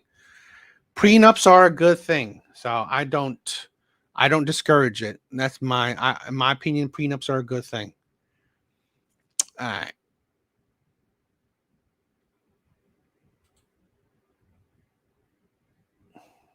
All right, let's check this one out. Now y'all know how y'all be like, you need to choose your baby daddy and baby mama wisely, right, y'all? Now I be trying to say it to people because it just make them feel bad. But this time around, I agree. Y'all, this girl basically got on Facebook and said, "Oh my God, I'm so dumb. I just got pregnant by my baby daddy again, and he don't even help me with the first one." Right? And she asked people for advice, like, what should I do? Okay. Now these people trying to give her advice like, well, either, send him back to his maker. And she was like, well, she don't believe in it. Okay, by all means.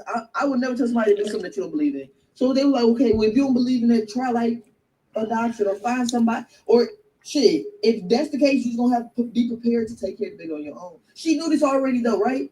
Now she get mad at everybody else. How the fuck you mad with us? The baby should be mad. The baby should be mad. You fucking up the baby life. The baby ain't even here already.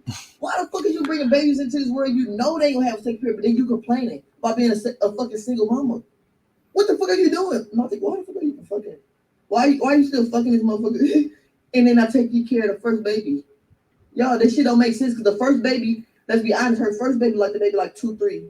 So you had time. You had time to change your mind, and you still doing the same stupid shit. Then to make it worse, y'all, everybody acts like, well, why were you still dealing with him if you know he's not taking care of that first baby and he's only basically like just fucking you and that's it? Y'all, she said we was trying to be a family. How the fuck was y'all trying to be a family? How was y'all trying to be a family if he was never taking care of that first baby and the baby is like 3? Yo, I think there's no logic in it. It's no logic in that. I don't know though. I don't know. Because don't get me wrong, most people excuses like, don't get me wrong, some people can say he was actually a good dude until he got her pregnant and he changed after the baby. But the fact is you have a baby with him already, so you know, and you still decide to do it. You're gonna have to deal with that one. And sometimes I wish people would really stop saying, oh, everybody makes mistakes. Because in our reality, I don't care what nobody say, y'all, but have an unprotected sex. No. I get it, Whiskey. I get it. You are I get it. Willingly. And then we all know the consequences with that, right? We know what comes with it. So to me, that's not a mistake. You knew what the possibilities were. You have a baby already, so you know what comes with it, right? That's not a mistake. And sometimes you have to tell the person the truth.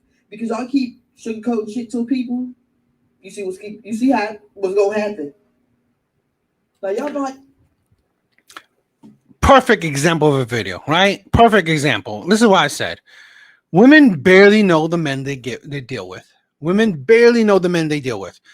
Women barely know the men that they give their body to. Barely know him. women barely know the men that they give kids to. Sometimes, a lot of times, women barely know who the men that they marry. And a lot of times, they actually, if he's attractive enough, she ignores the red flags. She will ignore the red flags. I believe this is a lot of women. A lot of women do this shit. In all honesty, they do. Okay? They do not try to get to know these men. And they're surprised that these men switch up. That's why when she said, "Oh, after having the kid, he switched up." No, you didn't even know this man. You barely knew this man. How many times I've heard this? Okay? I've heard this a lot of times where after a month or one night stand, a month, 3 months, 6 months, that's when you gave him a kid. You barely knew the man and you gave him a kid. So I don't accept. I really, this is why I don't sympathize with a lot of women, because when you listen to a lot of women's stories, you see the holes in it. Y'all be like, you need to choose your baby daddy and baby mama wisely, right, y'all? Now I be trying to say it to people because it just make them feel bad. But this time around, I agree. Yo, this girl basically got on Facebook and said, "Oh my God, I'm so dumb. I just got pregnant by my baby daddy again, and he don't even help me with the first one." Right? And she asked people for advice, like, "What should I do?" Okay. Now these people trying to give her advice, like, well, either, send him back to his maker. And she was like, well, she don't believe in it. Okay, by all means. Okay, I don't think that's funny. Okay, so you don't believe in abortion. Fair. Why don't you believe in that?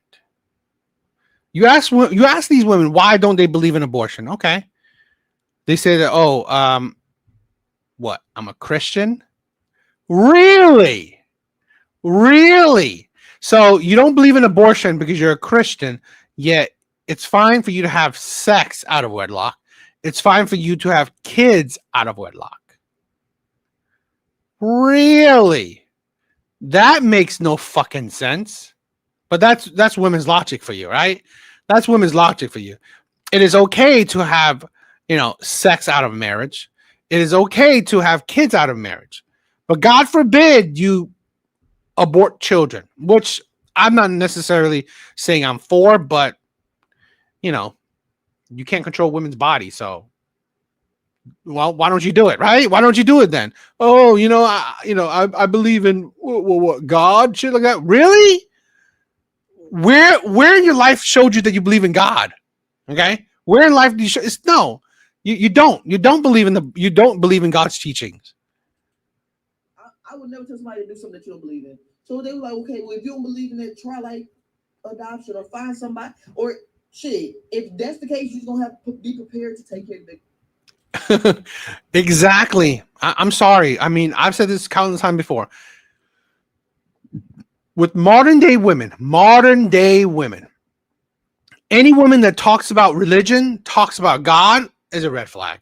It's a red flag to me because honestly, I believe most women do not believe in, they don't believe or they don't follow God's teachings. She knew this already though, right? Now she get mad at everybody else. How the fuck you mad with us? The baby should be mad. The baby should be mad. You fucking up the baby life. The baby ain't even here already.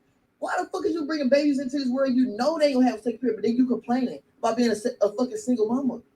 What the fuck are you doing? And I think, why the fuck are you fucking? Why are you still fucking this motherfucker? And then I take you care of the first baby. Y'all, this shit don't make sense because the first. That's why women don't make sense. Even to other women don't make sense. Imagine that. Even to other women don't make sense. This is why, I'm sorry, it's rare when you get logical women. It's a sad thing. Okay? Red Door's one. Here's another one, but it's rare. Because here's the problem why I believe if women are more logical, the sisterhood will break down.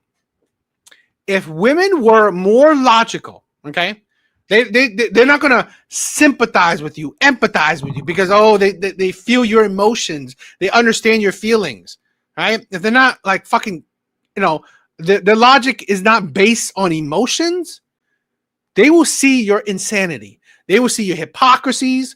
They will see your delusions. And then women's like, no, that's fucking crazy.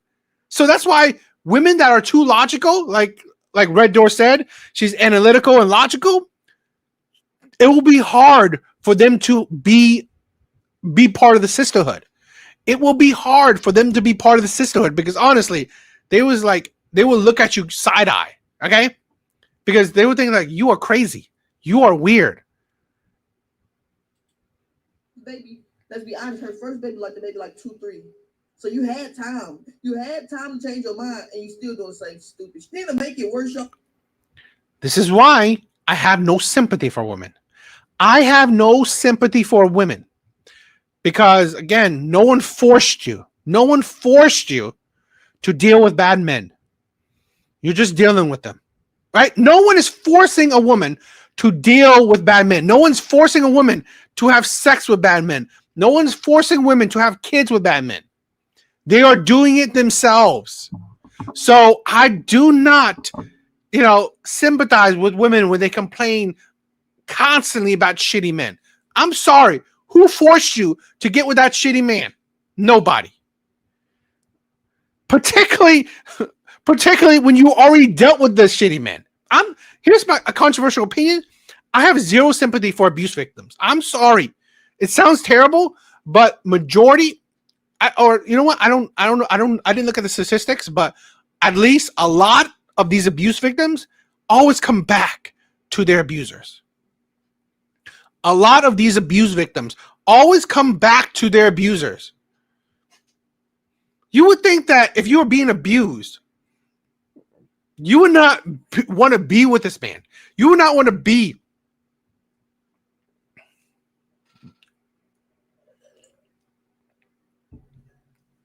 You would not want to be around this man. So why would I sympathize for an idiot? Artie, what's up, my brother? Yo. You can hear me? Yes, I can hear you, my brother.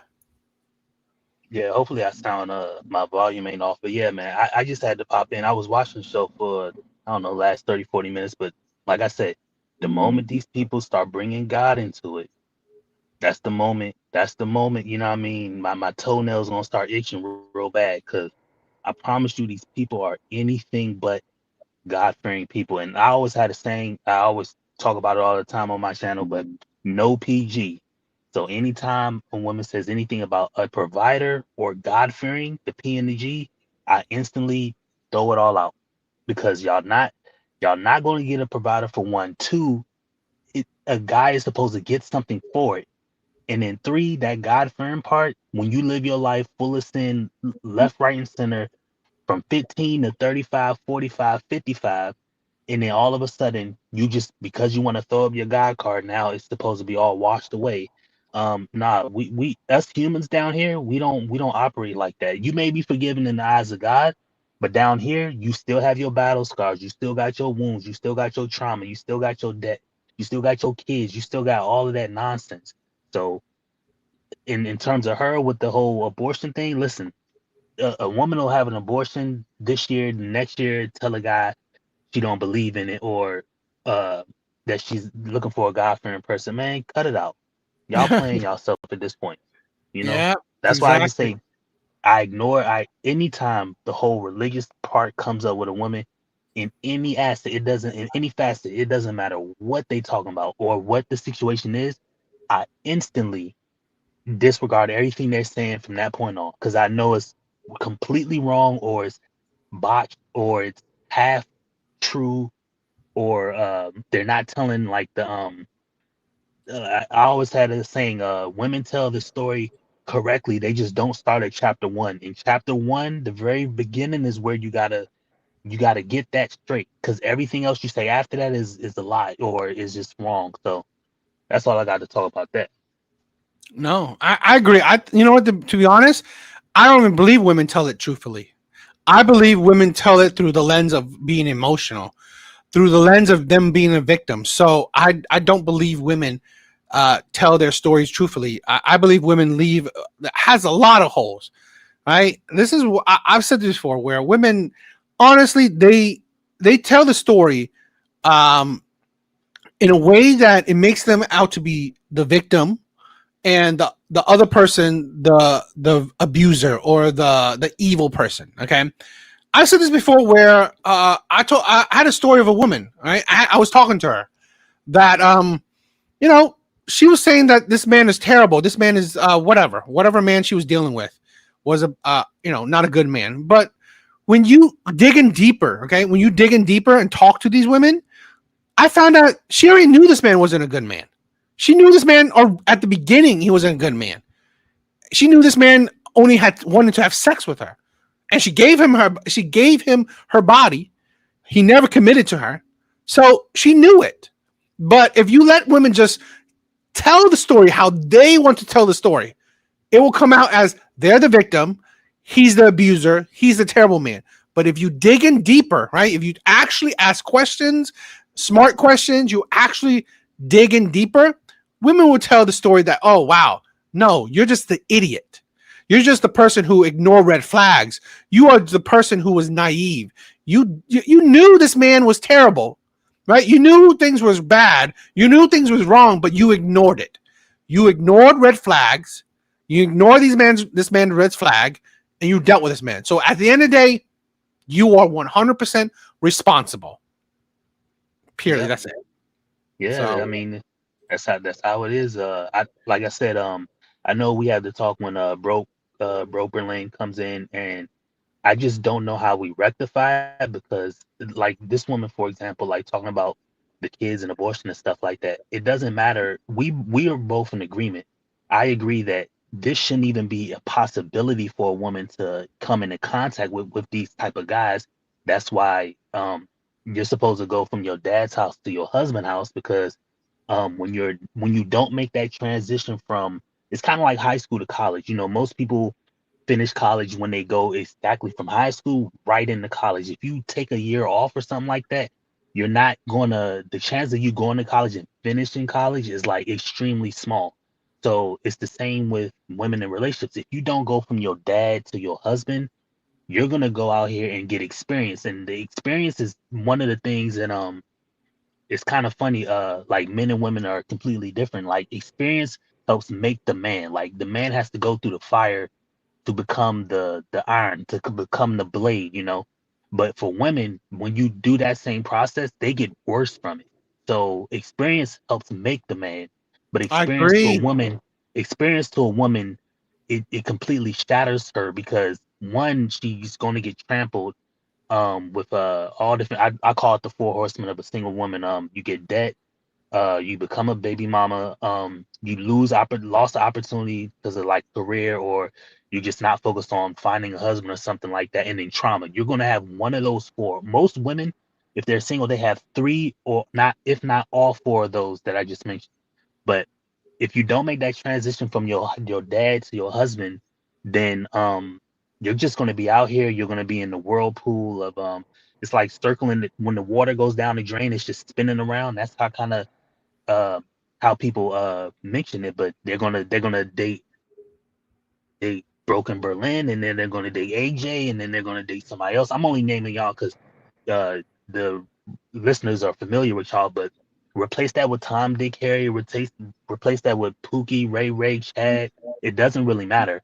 They're gonna jump Johnson to Johnson, and at the end of it, they're going to be in pieces, soaking wet outside, in pieces, all broken up, tarnished, defeated, broke, and then you're going to have the likes of these trad cons say, "Well, guys are going to have to wife them up," and it's like, dude, you and that's why I come down. That's why I made the statement before on your show.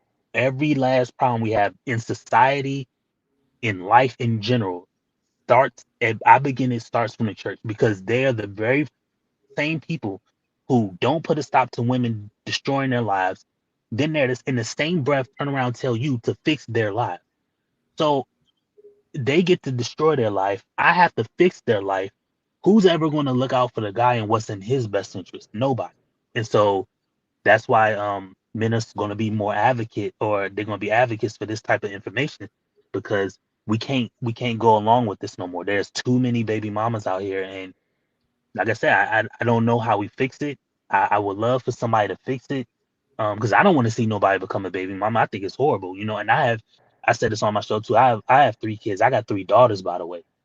So um, I want to see them go when they're old enough, because they're still young and in school. I want to see them leave me and go to somebody who's going to take care of them the rest of their life. But I'm going to tell my daughters the same way. I kind of already have these conversations with my 11-year-old, like, hey, I get it. You at the point you're in school, guys are flirting, they're talking about certain things. You got a phone because you have you have access to certain things, and we live a nice suburban lifestyle. I get it, but you need to be you. I talk to her all the time. Listen, do not get out here and get pregnant, because there's certain things I can help you with in life, but there's certain things I cannot fix. So you know, there's always, I've heard the saying before, I can fix mess ups, but I cannot fix fuck ups. If you fuck up out here, I can't fix that. I absolutely can't. So I try to try to point home to my daughters. Listen, go from me to your husband. Anything else you do, I really can't help you with it. I hope you know what you're doing, and I hope it works out for you, but I can't help you. You know. So 100%. And you know what you said at the end too, we're talking about advocating for men and stuff. This is a thing where I don't believe we can change anything, but what we could do is focus on ourselves. I want more men to wake up. Okay, one more men to focus on themselves. More men to honestly not deal with, these ratchet ass women, these terrible ass women. More men to have self respect. More men to love themselves, to care about themselves, and I think that's the way to go about it. Where if more men actually care about themselves, we're not dealing with these shitty ass women. Right? You want to let the pookies deal with these types of women. Okay? This is why you focus on yourself. You focus on your health, you focus on your body, you focus on your mind, you focus on your finances. And you know what? Passport. Go do whatever. Find, just have boundaries and don't deal with these types of women. That's my solution.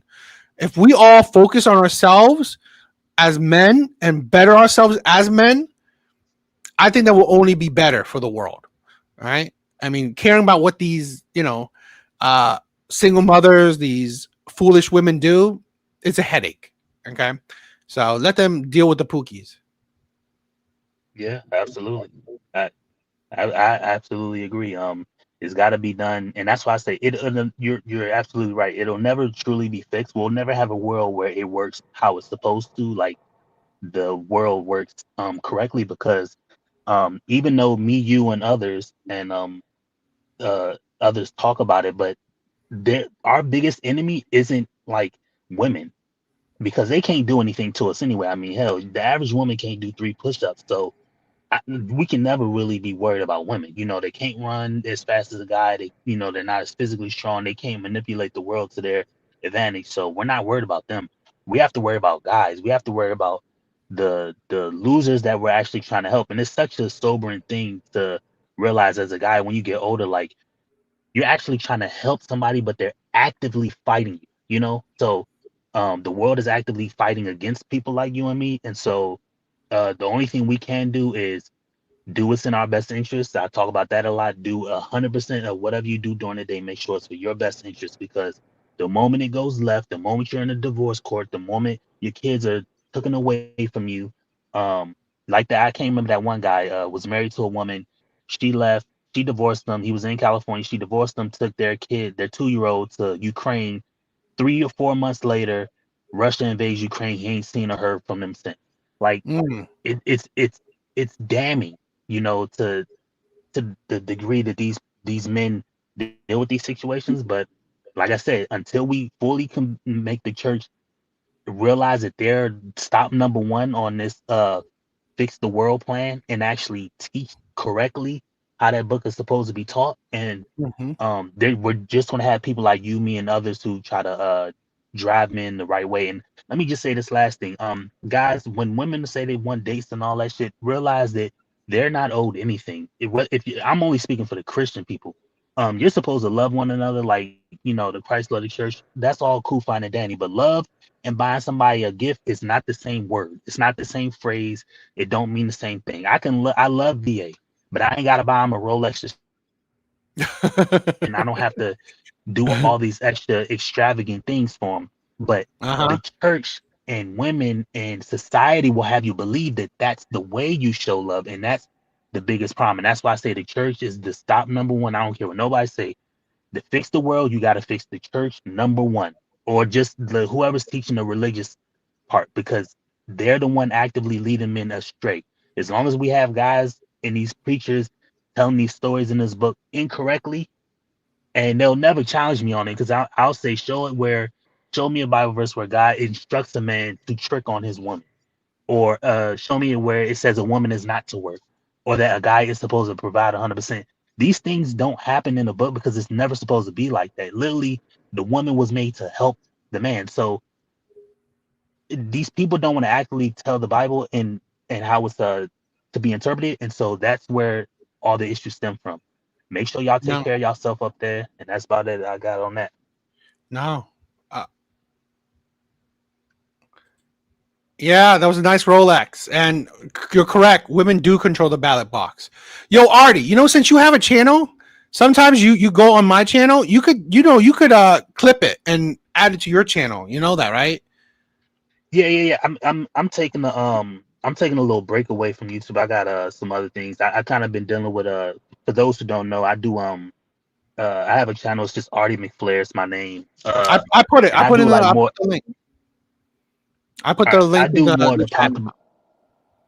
Okay, appreciate it. I do more of the pocket balloons, and I'm on the side of just having fun, kind of more on the cost and that, more the reaction based and all that. But I give a lot of truth and insight into just how the dating aspect works on the Pop the Balloon show, just between the two the people on the shows. And I do all of the main ones, Arlette, Love Mountain, FG&E. So, but No, I'm kind I'm of more saying that. I'm more saying that if you want to add more content, you could all since you're all, on my live sometimes. You could download the lives and just cut up your segments and put it on your channel just for yeah more yeah yeah. content. So I, that's I always something you could do. I will. For now, I'm taking a break back, just because I have some things I gotta deal with. And like I told Yeah, people, it's all good, man. It's all good. you know, uh, I'm somebody who suffers with like vision impairment, like significant vision impairment. So I'm blind in one eye already, and so I just have my bouts and things that I got to deal with in life. And like I said, I have 3 kids. I'm married, by the way, and Amazing, I amazing. have other obligations and things like that. Hey, But it's all. I yeah, get it. I get it, my brother. I get it. so yeah, I'm gonna take a step back from YouTube, maybe in the next few weeks. Shout out to Poor Man. He be on my he be in my lives. We go live off the late night, but I'm kind of one of the last people up before people got to go really lock in and go to sleep. But Uh huh. yeah, man, I'll be when I'm back at it. I'll cut up our lives and stuff like that, and create more content. But yeah, man. Yeah, yeah. No, take your time. You don't want to burn out, and you got other responsibilities. I definitely understand that. I Yeah, definitely yeah, understand yeah. that, man. But these people online, man, they just and the biggest issue that I find with women is they don't even realize that they're making the situation worse. Everything that the woman does, like when they post these videos saying guys ain't gonna do this, when that larger woman says, I'm not gonna go out on a coffee date, I don't go on coffee dates and stuff like that, you're only realizing that you're driving our point home tenfold. Exactly. Y- Exactly. you're not supposed to get these fancy dates and dinners and all this shit. It ain't even reserved. Nobody. I've always said the only thing in life you're truly deserving of and you're going to get is death. That is the only thing you're guaranteed. Everything else, whether you get a Rolex, whether you get a house, whether you travel, all that stuff is a variable. Now you can try to get these things, and hopefully you get things that you want, but the only thing you're going to get is death at the end of it. So live your life how you're supposed to, take care of yourself, and do things that's in your best interest. And this is for guys and girls, but girls don't listen because they just feel like they have to have it their way. And the last time in that very first story ever told in the Bible, the last time the woman had to have it her way, you know, she knew what she wasn't supposed to do, told the devil or the snake she wasn't supposed to do it, and did it anyway. So women are always going to reserve the right to do it how they want to do it anyway, and that's fine. Just let them do it, and they go off over there and do it over there. Don't get No, stuck with. that's why, that's why we gotta focus on, improving the men that can. I've said this before. I don't support all men. I support good men, because at the end of the day, you can't control everyone. Like the simps out there. Men that want to trick on women, men that want to, put women on a pedestal, men that think women are tens, are goddesses, or queens and shit like that. Men that are fooled by women, you can't help them, right? You can't help these. You can't change the simps.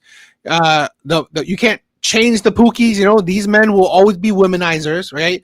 These men are, winning, I guess. These men able to get a lot of women. So you can't change the bad boys, but you can't change the fools and the simps. So, this is why I don't ever think that, let's change the community. Let's change. No, you can't. At the end of the day, I hope my content will reach the men that it could reach, affect the men that it can affect. And, that is what it is. I said this before where, this is why for us men, we're just going to sit back and watch the world that women created burn. It's just how it is, because the only way you can change something is do by force. But men are not going to, let's say men are not going to, nowadays, we're not going to, pick up arms and force women to go back to where it was. No, we're not going to do that. So to be honest, since we're not going to force women to go back to whatever, okay, to change, we're not going to force women to change. All we could do is just, either change ourselves or focus on ourselves and just watch how the world turns out the way women created. Because Goldman Sachs have did a study where by 2030, more women than ever is going to be single and childless. Most of the world is like the birth rates are going down, marriage rates are going down. So it is what it is. Just I hope that all the good men will focus on improving themselves, will focus on bettering themselves, and open up your world, right? There are other women. This is why I don't say men to get their passport so they can get with weird or poor or stupid women. No, get your passport so your options are bigger, so your dating pool is bigger, right? I'm not telling men to take advantage of women. No, I'm saying men have a bigger dating pool. Fix yourself, focus on yourself, improve yourself, and then open your dating pool to the rest of the world, just in case. We're not all as lucky as Artie here, who's found most likely amazing women and have an amazing family. Some of us, a lot of the amazing women are hard to find, in my opinion. So, or a lot of the amazing women are already taken. So you have to, expand your dating pool. Yeah. And then for me, like you mentioned, my family and stuff like that.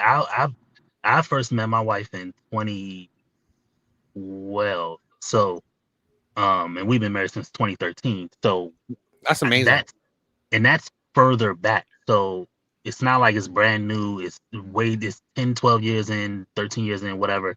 And so I understand more the plight for guys now, because I just think about how it was back then. And I'm 37, by the way. So a lot of people, the younger crowd, may not know how things really were back in the day.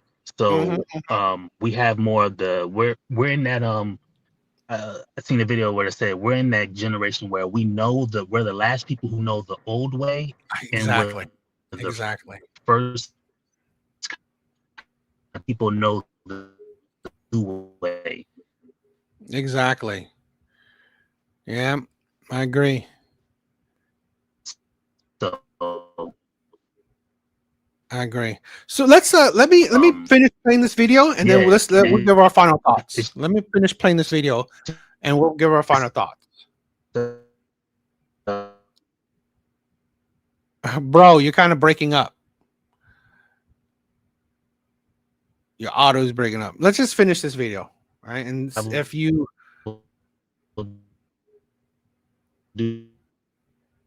yeah, your audio is like it's choppy. Do what you need to do, but make sure you're doing it for your own benefit, and make sure that you take care of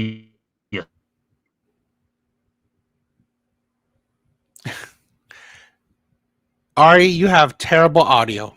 You gotta watch this back. You have terrible audio, my brother. All right, let me finish this video.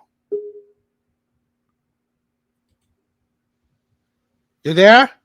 Yeah, I don't know what happened, man. I tell you, these damn internet connections in Indiana, man. Don't nobody move to Indiana, man. Go somewhere else. Go where you DA? Where you at? Philly. You in Philly? Yeah, go to Philly, man. They internet way better, man. We got this Spectrum BS out here, and these people are Spectrum. they probably on the damn Spectrum themselves, man. You know what I mean? That, bro. If yeah, you're man, gonna, like if you're gonna do this, you gotta have a better internet connection. Yeah, I don't know. I'm on my phone with it, so that's why I don't. Oh, like. Okay. Yeah, I would have my, like I said, when I stream, I have like a setup in my, because I don't have like a dedicated room and stuff like that. So I kind of like set my whole thing up in an area that's big enough and stuff like that, and then tear it down. So I would do it that way. But I got my nephews over now, so no, I they're get like, it. you know, and I got my sister-in-law and her kids and stuff like that. So I got like 6-7 kids in the house between 4 and 14. So I get it. Yeah. Let me wait. Let me. Nah, it's a slow stream tonight. It's all good. Yeah, go ahead. Run a video. I'll hang out for a while as long as you're gonna be here. Yeah, I'm just gonna I'm gonna finish this video and we'll just give our closing thoughts. We'll probably end it out on this, so it'll be fine. All right, let's just finish this. Oh, everybody acts like, why were you still dealing with him if you know he's not taking care of that first baby and he only makes like just fuck you and that's it? Y'all, she said we was trying to be a family. How the fuck was y'all trying to be a family? How was y'all trying to be a family if he was never taking care of that first baby and the baby is like 3? Y'all, I think there's no logic in it. There's no logic in that. I don't know though. I don't know. Because don't get me wrong, most people excuses like, don't get me wrong, some people can say he was actually a good dude until he got her pregnant and he changed after the baby. But the fact is you have a baby with him already, so you know, and you still decide to do it. You're going to have to deal with that one. And sometimes I wish people would really stop saying, oh, everybody makes mistakes. Because in our reality, I don't care what nobody say, y'all, but have unprotected sex willingly. And then we all know the consequences with that, right? We know what comes with it. So to me, that's not a mistake. You knew what the possibilities were. You have a baby already, so you know what comes with it, right? That's not a mistake. That's the thing where, like I said, I mean, this is why I believe in 100% accountability. And this is why I promote men to control themselves. Men to, this is why I do these videos, is to, hopefully educate the men that are willing to accept the education. Wake up the men that are looking to be woken up. Where, again, we're not going to be able to change the world, right? We're not going to be able to change society. We're not going to be able to change women. It is what it is. So, if us as men learn from these experiences of other people, right? We recognize the red flags. We recognize that, these type of women, we're not going to deal with them. Then we're not, I don't think we should be. We need to wake up, right? We need to wake up and not deal with these badass women, these terrible ass women. And this is why I do these reaction videos. So you can see these red flags. So you're not being blindsided. So, again, that's, my closing thoughts, my views. What do you guys think? What, Artie, you got any last thoughts? Yeah, man. Like I said before, just realize, that, you're here on this earth, you're here for a short time. You don't you don't know the day and time that you're going to be gone. You don't even know truly what comes after this life, because there's so much, there's so many interpretations, and if you believe in a certain religion or not. So while you are here, while you know that you are here, do what's in your best interest. I'm not saying you're going to cross that bridge when you get there and you don't want to prepare for your afterlife. If that's what you want to do, that's what you want to do. But as far as a woman's concerned, don't have no moral standpoint on like having to take care of somebody else who that's for them to do. You know what I mean? They have their own heartbeat. They literally have their own social security number. They need to look out for themselves just as much as anybody else, So yeah, take care of yourself, love one another. I will say that. Don't have a disposition of, hating women. Don't be like that, because that's big and critical. I realize that a lot of people Yeah, I don't promote that. I don't promote that here. don't have that viewpoint. Just have a viewpoint of, you know, you're here, you're experiencing life like everybody else, and people are going to make mistakes. You know, even with our parents have a big thing that we don't really talk about as much, and is how our parents kind of led us to this situation, because our boomer parents lived high off the hog, and they just let in all these government programs and all these things willy-nilly, because the government scared them away coming off a war. So the government said, hey, we're going to give you security and just accept this, sign on this dotted line, and then we get all these rules, laws, divorce court, this, that, and the fourth, and then they don't deal with it because they're dead or dying off. And then 30, 40 years later, now we're here. You know what I mean? So realize that a large majority of what we're experiencing with women is because of rules that were set in place way back when. But my last thing I'll say on this is I'm coming out with a book of just for myself, and one of the chapters is called CCC. I've said it here on the channel before: comply, compel, or concede. And those are your three options in life. You can either force somebody to comply, and you're probably gonna have to get your hands dirty to do it. You can either compel somebody to work with you, do business and stuff like that. And if you're a woman, so hey, you know, I'm gonna take you on dates. You're gonna be willing and loving toward me, and you're gonna put out, and we're gonna be in relationship, this, that, and the fourth. That's more the compel. Or you concede. You know, you just say, F it, I'm not gonna force this person. I there's nothing more I can do. And don't look at conceding as defeat. You know, look at it as conceding as, hey, there's nothing more for me here. And I think that's a big thing that young men can take in this situation. You know, you meet a good woman, you know, if you want to deal with her, cool. You meet another woman and she's trying to get over on you, hey, you know, you can just walk away, say, hey, you know, that ain't for me. I get it. You know, her chest is looking right, her booty looking right, and I get it. You know, you really want it, but just, you know, hey, it ain't for you. You know, you can't force nobody. I mean, you can force somebody, but you don't want to go that. You don't want to do that. So, you know, you have no other options. She's not going to be compelled. She's not going to work with you. She's not going to go in on a relationship with you. She's not going to go back and forth with you. So hey, just concede, you know, walk away, and you'll live a better life that way. You'll save way more money. Don't let any of these birds out here tell you that you gotta take them on expensive dates. Literally, you don't. And two, if that's the case, she want to remember, if a woman got to you, it's only because somebody else did not take that deal. And if somebody else didn't take that deal, realize that somebody else was either smart enough or they just didn't want to do it. They saw her her value in dealing with her. So she got to your doorstep. She's 35, 40, 45, 50, sometimes even older, like Vivica Fox.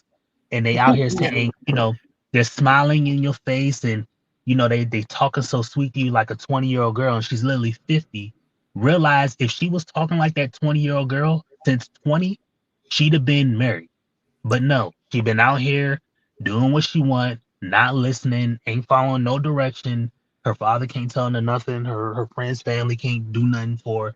So now she's 50 and she's in your door. She's on your doorstep. She's in your lap trying to get you to marry her. You know what I mean? I'm not gonna say don't take the deal, but do whatever you do at your own risk. That's what I will say. I'm not here to tell you she can't be your knight, she can't boss you up or glow you up in any type of way, but hey, eat at your own risk. I will tell you that. So if that's what you want to take, cool. But love yourselves, love your parents while they're still here, love your friends and family, and get hobbies. Another, don't have this nihilistic view of life. Get hobbies, do some damn push-ups, man. Go on a fast. I also tell men, go on a 3 to 5 day fast, you know, nothing but water. You'll realize after that your hormones will be adjusted in your body and they'll be regulated. So I want to do that. How have you done that before? Yeah, I've done it several times. Is that hard? No, here's how I would recommend guys do it. Realize that, you know, you've been eating food every day, multiple times a day since birth. And 30, 40, 50, however old you are. I would tell people is go one day. So go a full 24 hours without food. Yes, you'll feel the little slight aches of hunger, but after you do 24 hours, then you eat the next day. Then maybe a couple days from then, try to do a 2-day fast and work up to a 3-day fast. You Mm. can sparse this out between multiple days or even a week at a time. Now I'm up to the point I'm trying to do a 5-day fast. So I've done a 3-day fast with just nothing but water, and you'll realize you'll lose weight. You'll lose water weight. Your skin will be better. I'm really wanting to do that. I really want to do it. Yeah, you'll get a lot of a brain what is it? What is it called? There's a term for it, like brain fog. So a lot of people when they're studying hard things and they're young, like I think this particularly happens with Asian parents and Yeah. stuff like that. When they're trying to train obedience into somebody, you train obedience into doing something competitive, like repetitive over and over again. But what you don't train is doing it accurate or getting better at it. And a way to get better at learning something is actually to fast. So your brain fog goes away. Your body has a chance to now get rid of all this food and all this excess energy from other things you were doing, and now it can focus on what your brain is actually doing. So when you'll realize when you study intensely, like maybe I'm not saying go 24 hours in a day studying a book or whatever, and if you're in class, but if you just do that and fast like over several days, you'll retain more. There's several studies on it, but I like to tell people just try to fast for a day, do a couple days, maybe try to get 2 days in. If you do feel lightheaded at all or like you're gonna pass out, definitely drink or drink water and stuff like that. I never tell people go on a no food. I'll just tell you, take sips of water during the day. You ain't gotta drink a whole 8 ounces of water. Just take little sips of water when your mouth is real dry and stuff like that. But eventually you'll get up to a point where your brain will be clear. You'll have no brain fog. And look into fasting. That's a real big thing. I really want to do it. I really want to do it. I'm really I really want to jump and do it. Yeah, you'll realize like you got to realize that your body is the most compelling, like the most thing, the most intricate thing ever, and it has this sense of always fixing itself. So but it never really gets a chance to do that because we just keep feeding it. We keep feeding into eating and gluttony, and we keep eating things that we shouldn't, and we're not eating naturally and stuff like that. But if you just stop that process, this also goes back to something religious based. If you deny yourself, there is something to be gained for it. You know what I mean? So if you deny yourself, like eating just for fasting and stuff like that, and if you pray to whatever God you got, but if you do that, you'll realize that you'll the brain fog you have where you can't concentrate or focus, that will tend to be gone. Your water weight, depending on how long you fast, that'll either subside. I mean, I know somebody who's went on like a week and a half long fast, and they've probably lost 30-40 pounds. Their skin is probably perfect, and they had like diabetes and stuff like that, and it's almost like non-existent. Wow. So you it's funny to me, but I feel like God has always given us a way out of our BS that we experience, but we have to make sacrifices for stuff. So definitely I'll leave it on that. You definitely convincing me. You're definitely pushing me, because I was thinking about this beforehand, but I don't know. I wasn't sure about it. Now you bring it up just made me. I'm really. I think I'm gonna do it. I'm gonna do it. So I think if you have like certain sicknesses or ailments, definitely you can consult with your doctor, but a 24-hour fast isn't going to hurt you. Again, realize like you're not going to be dead if you don't eat or drink for several days, because your body has that energy inside of it. That's the reason why we're bigger. It's because our body, it's taking all that excess fat and just saving it. It's like a bank account. We're just saving that extra energy. But if we fast, our body gets a chance to go through that and really fix our hormones and stuff like that, and it can actually deal with the water weight that we have. So yeah, look into doing that. Just try it for one day, and then if you ever in the future, the real pro plan, I've heard somebody really say this, so I don't know how true it is, but I know somebody who was 80, it's about 80 years old. He walked in. I was a door greeter at Kmart, and he was 80 years old, put up in a red Corvette, and he was like, I was like, look, man, damn. So you got red Corvette? He's like, yeah, man. I said, what you do for a living? Because I was young. I was 17, 18. I want to know. So I can get me a damn red Corvette. He said, yeah. He said, I was a boxer. I was like, man, you a boxer? I said, when you just retired? He said, how old you think I am? I said, you got to be 50. This dude was 80 years old. Pulled his license out, 80 years old. Ooh, Said he was 50. And I was like, he had black hair, all that. I was like, how? Wow. He said he first told me about fasting and just eating clean, but he said he was always that way. And he just always did a lot of fasting, like, maybe eat once a day, every few days, and he's just been that way his whole life. And I was like, wow. Okay. That's really cool. I'm thinking about that. All right, that'll be good. Why you come back at the end? We're about to be done. We're done. That's it for tonight. Now, Artie, thank you for joining, my brother. I love you. Thank you, man. Yeah, man. Yeah. Love y'all. Take care of yourselves out there, man. Yeah, man. Thank you. All right, later, my brother.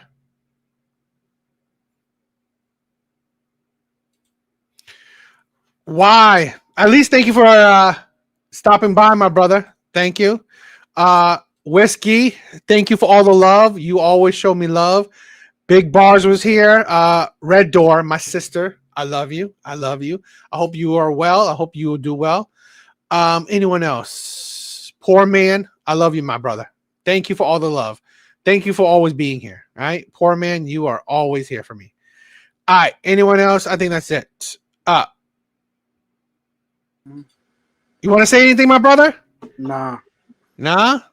But thank you for being here, my brother. Thanks for having me. I love you. Thank you. See me now. I do. My brother. All right. Thanks. Later. Peace. Everybody. All right. You guys are amazing. All right. Please check out my other videos. If you guys could, please check out my other channel. Please comment. Please like. It's always helpful. If you guys could, please share. Those are great. But yes, thank you for the love. Thank you for the support. Later, guys.